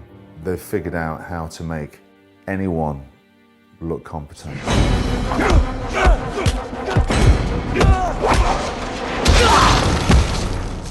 Even Arnold, when he came back after Batman and Robin and Jingle All the Way, I mean, what the heck was he doing in those movies? His big comeback was End of Days. It was just such a grim time to be a real action star because all these actors were coming in and starring in action movies. And, you know, how far could the Schwarzenegger thing go without it becoming self-parody to a point where it was sort of self-damaging? Maybe we just got tired of that, you know, testosterone, massive, bulging chests period of that we celebrated for such a long time. I always say it's the death of the superstars. There aren't that many anymore because there's too many nothings. There's too many TV shows, too many nothings. How do you stand out? There's something about being on a big screen and your eyes are this big and people can see the soul of you. You know, you can't hide that from people. So you're either real or you're not. That's the problem with a lot of these new guys. They can't stand up to that. I mean, the Bourne movies, you know, I think Doug Liman had a lot to do with the changes in action movies. I mean, that kind of, that he was going to do handheld action. I remember he actually told me that, and I thought he was crazy. But then I saw the movie, and I was like, okay, you were totally right, and I was wrong. This is what's sad. Bourne, which was echoing Bond, it was the new version of Bond, was so successful that Bond started emulating Bourne. That whole thing with the shaky cam, which I hated with a passion. But that was a way of disguising the shortcomings of the performer and saying, okay, this is your new action star. You just can't see what they're doing. And Expendable was the first time, and done so cleverly, where it made sense to have like a Chuck Norris and an Arnold, and because their personalities come with it. I remember at that point, maybe I'd done 4 films with Jean-Claude, and I was his henchman on Expendables 2. And, you know, we're there and there's Stallone and Schwarzenegger and Bruce Willis. And I remember looking at Van Damme and I could see that he was more nervous than me. It was nice to see that from him, to be honest, a little bit of vulnerability in that moment. Because it was a big deal for everyone to be on those films. Even Stallone and Arnold, you know. It was not lost on them, the fact that all these action stars had come together for one film. When the Expendables came out, and I was like, how come I'm not in there? I should be in there. You have all these guys in there. Are you kidding me? Why am I not in there? Because I was the top female then, in the 80s and 90s. Executives are going to hire somebody for their popularity, and it's just going to be like, oh, come on. We're not buying that. There's a lot of movies with names that did not make it. So there's no more the star system that was 70 in the 80s. I think that's done. Well, the big change has been you don't do the stunts for real anymore, and the CGI has changed them entirely. I think they can almost cut the stunts out because of the fact that special effects can do so much stuff, they can make nothing look great. Yes, we can do anything now with the computer, but in the back of your mind, you know You know when it's real and when it isn't. The Fast and Furious franchise is the most surprising franchise of all time. I mean, there's just no way anyone could have predicted. Every last hope of classic 80s action movies to me is in the Fast and Furious, because all of these things of the countdown and the thing and the missile's gonna go and all that stuff, you don't see that in other films. That pretty much is gone. I'm glad that we're getting the last gasp of the vitality that guys like Stallone and Schwarzenegger still have and possess a little bit. I mean, look at Arnold. If you're smart enough, he's 70-some years old and he's still involved in the Terminator series, So you somehow have to find an angle how you fit into it. I would argue that Terminator is one of those, like The Matrix and like X-Men, the nature of the idea allows the universe to keep expanding.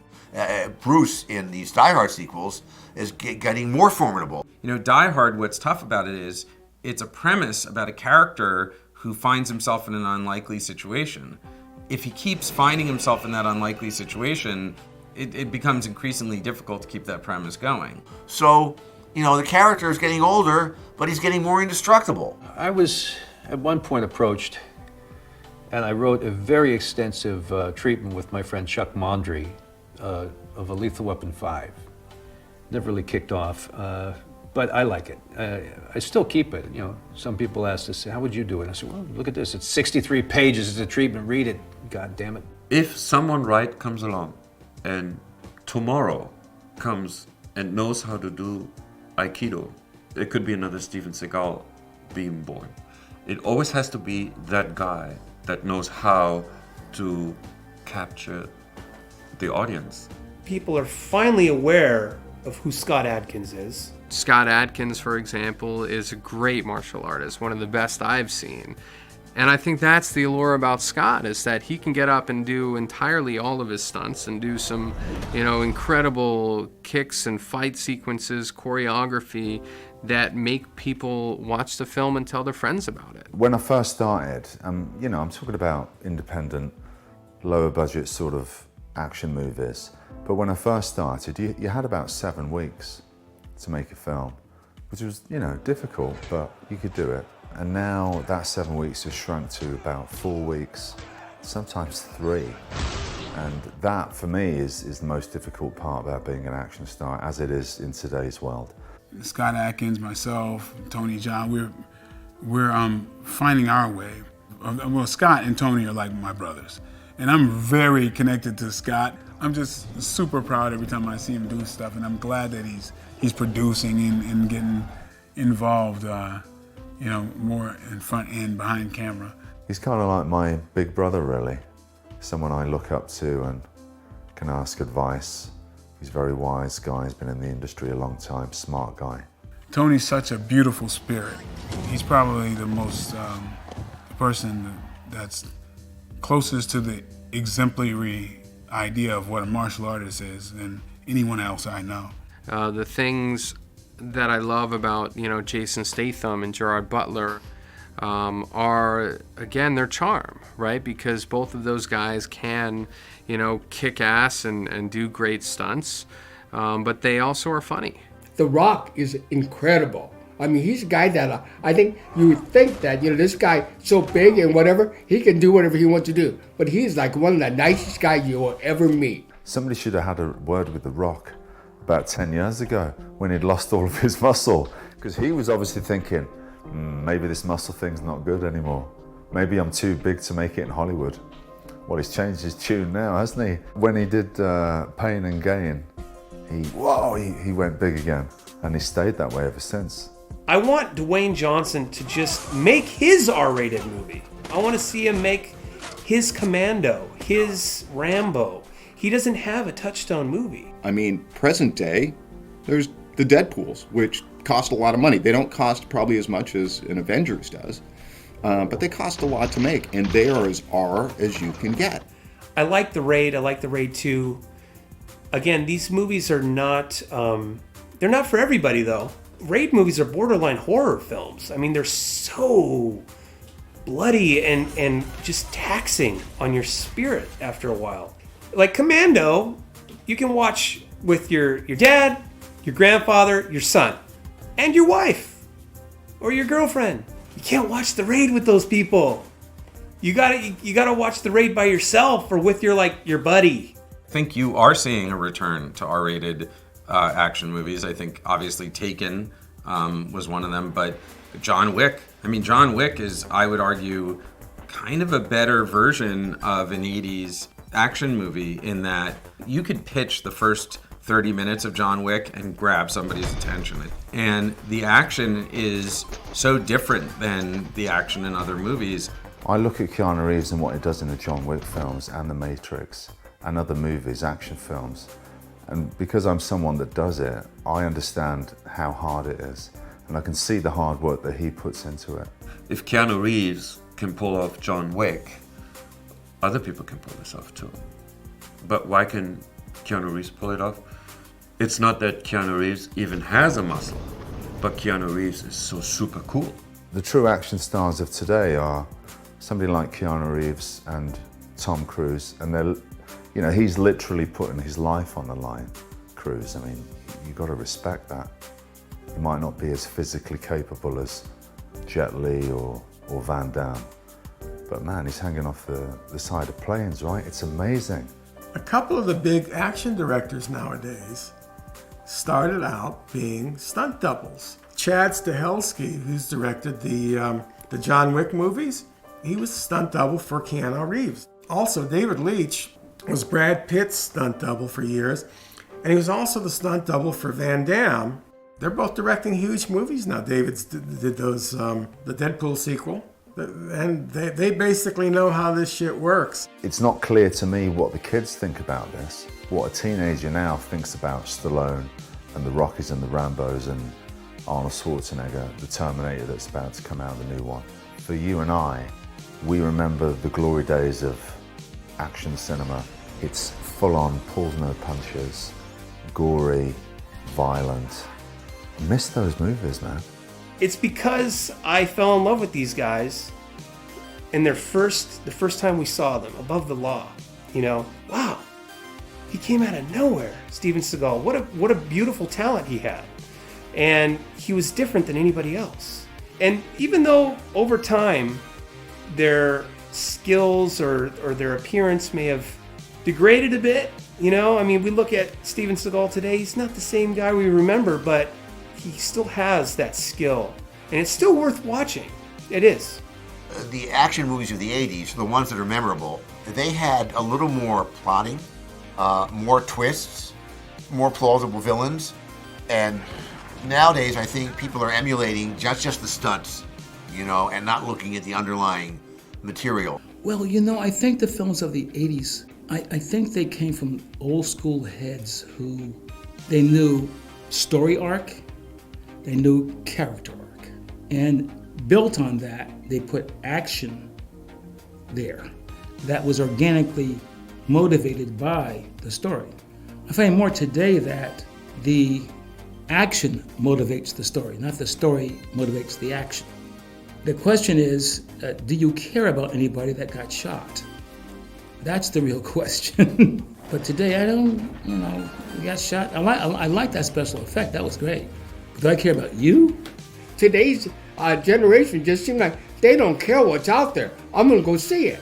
We're still hopefully grasping to that feeling we had when we watched those movies for the first time as kids. I can't compare anybody nowadays to Stallone and Schwarzenegger. These guys aren't meatheads, even though people, you know, the people seemingly want to, you know, the sophisticados want to like kind of downgrade someone. No, these are the smartest dudes in the room, and they'll whoop your ass. They're fun. That's why they're cool. That's why they'll always be around. That's why those guys will be in wheelchairs and still doing it.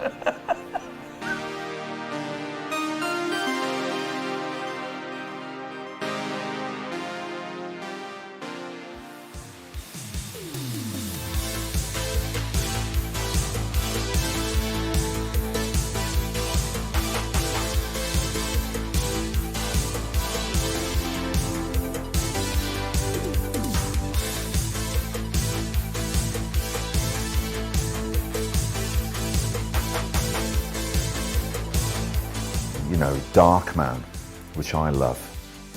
I mean, what would you have called that when that came out?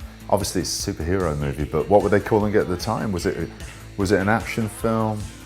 Was it, you know, it was an action film, right? A weird one. Yeah, the R-rated superhero movies. I always thought that Spawn should have been an R-rated movie. It wasn't R. It was PG. But I always felt that Spawn should be very much like the comic book, very dark. And you know, in Blade, I think it really hit right where it should have. I think there should be a return to more of that. We're doing this big action movie, and it's written for Dolph. Now, can you believe it? Dolph doesn't want it. He wants to play the cop. What an idiot. Who wants to be the cop? It was made for him to be the Terminator. No one can play it like Dolph. But he doesn't want it. His own fault. Guess what? This is your break.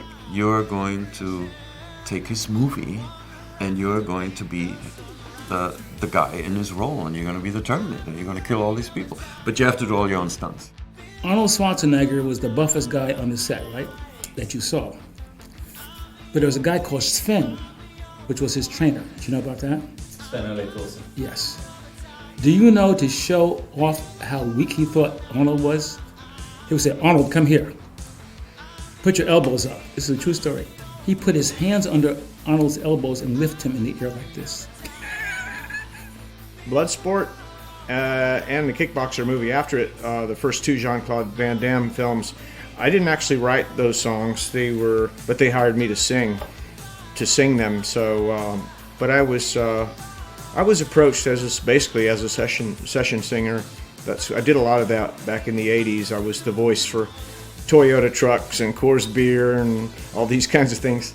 But yeah, I went to the screening and I met Jean-Claude Van Damme, and nice guy. You know, he was cool.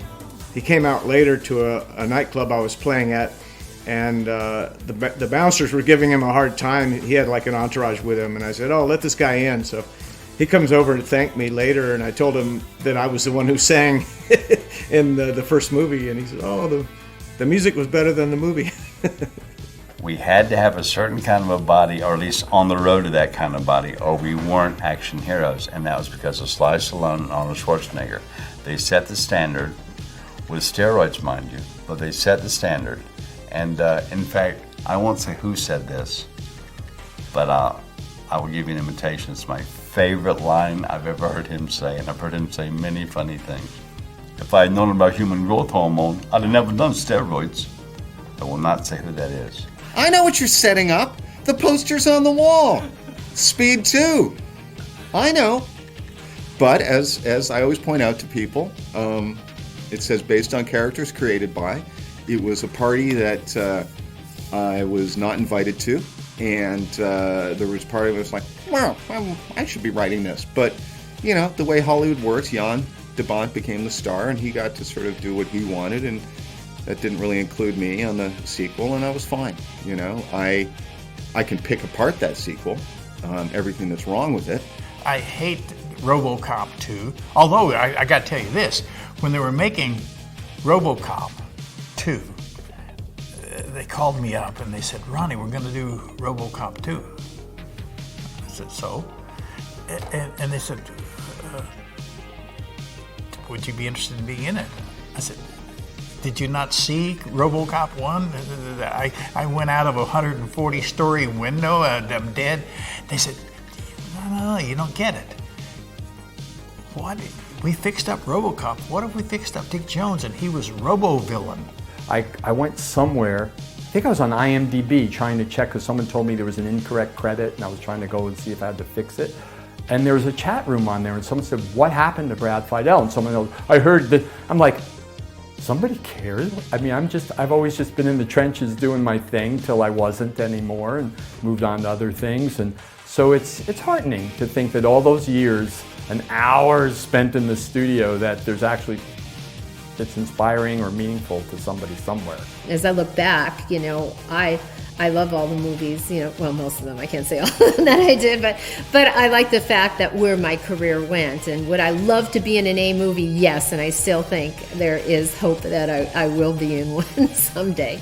So Last Action Hero is a bittersweet experience for me because on the one hand, there were some great moments and I had a chance to work with John McTiernan, who was one of my idols. I just didn't think the film came out very well.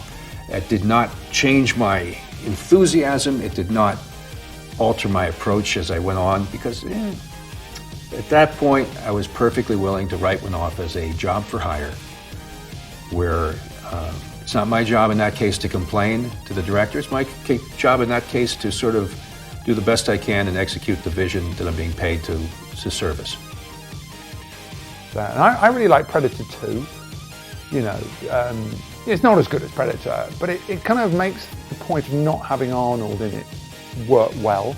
And it makes that whole, I love the idea of a Predator and these kind of big drug gangs. It has this kind of nice urban vibe. I've not liked the Predator movie since then, but I like them two as a pair. I think that they kind of work really well. I've heard that Arnold is talking about maybe doing Commando 2 again, but that's it was supposed to be a few years later. I think that the IP, I know what you're saying. I don't know if everything I've done loans itself to perpetuation. Judge Dredd came back again, and they did it right, but still nobody went. It's just not that well known here in the States. Yes, Richard Donner. Yeah, absolutely. It was so much fun. Greatest guy. When they'd pushed this, I was on the film for a long time, and they'd switched the schedule, and I knew I was pregnant from the very beginning, but I was like, okay, but I'm going to be shot out. Oh, and that bathing suit scene is big. And then they switched the schedule, and I knew I was going to be like 5 or 6 months pregnant, and I was like, oh no. So I told the wardrobe woman, I said, can you tell him? And his first question was, does she know who the father is? She's like, yes, of course she knows who the father is. She's just worried about the scheduling and, is she going to show too much? Now, Terminator 3 was okay, not great. I'm the first one to admit it. Because it's very hard with also going back to the future, coming to the present. It's very hard to keep expanding and making a story. And then, people start doing more effects and more effects. It becomes too much.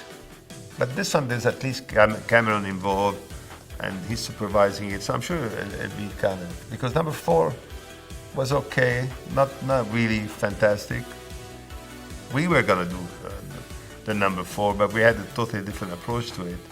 Fury Road, I think, is the only movie I've seen multiple times in a theater in the last 10 years, other than something that my kids made me go see.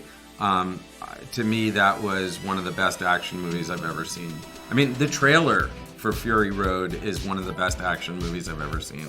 I could watch that trailer over and over again for an hour and still consider that a pretty good action movie.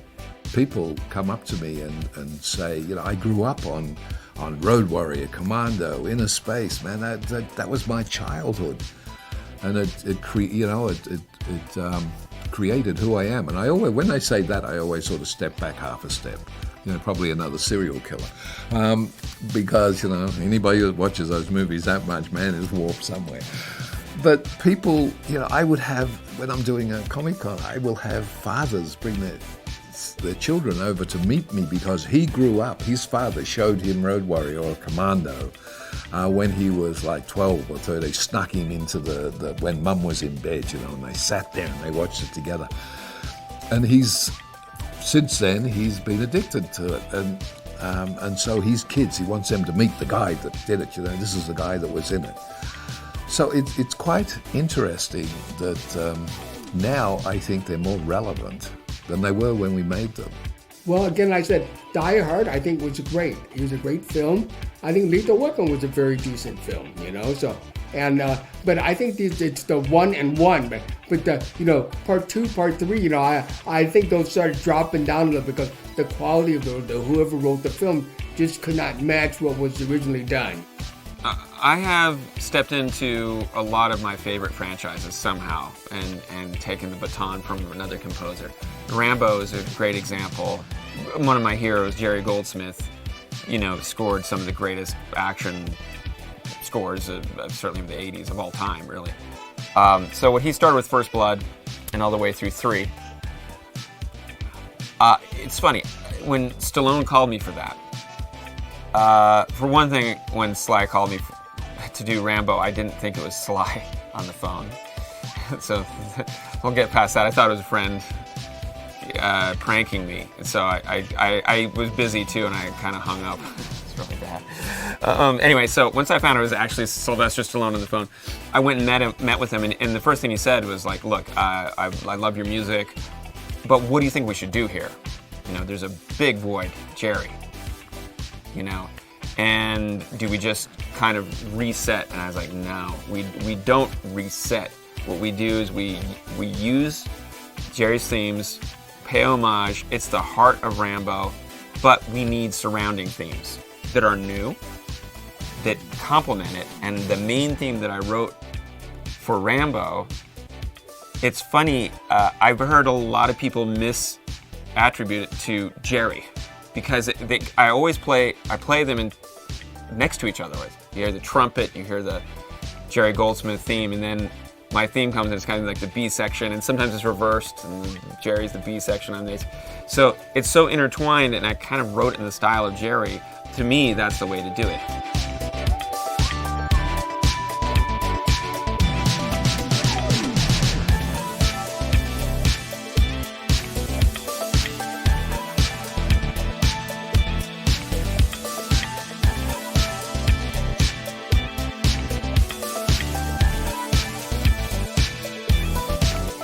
I want to say thank you in supporting The Last Action Heroes. It's been wonderful. Thank you for the book, by the way, and thank you for this series. I'm a fan of all of it. I'm a fan of the genre, and I'm a fan of all my colleagues. I'm a true fan.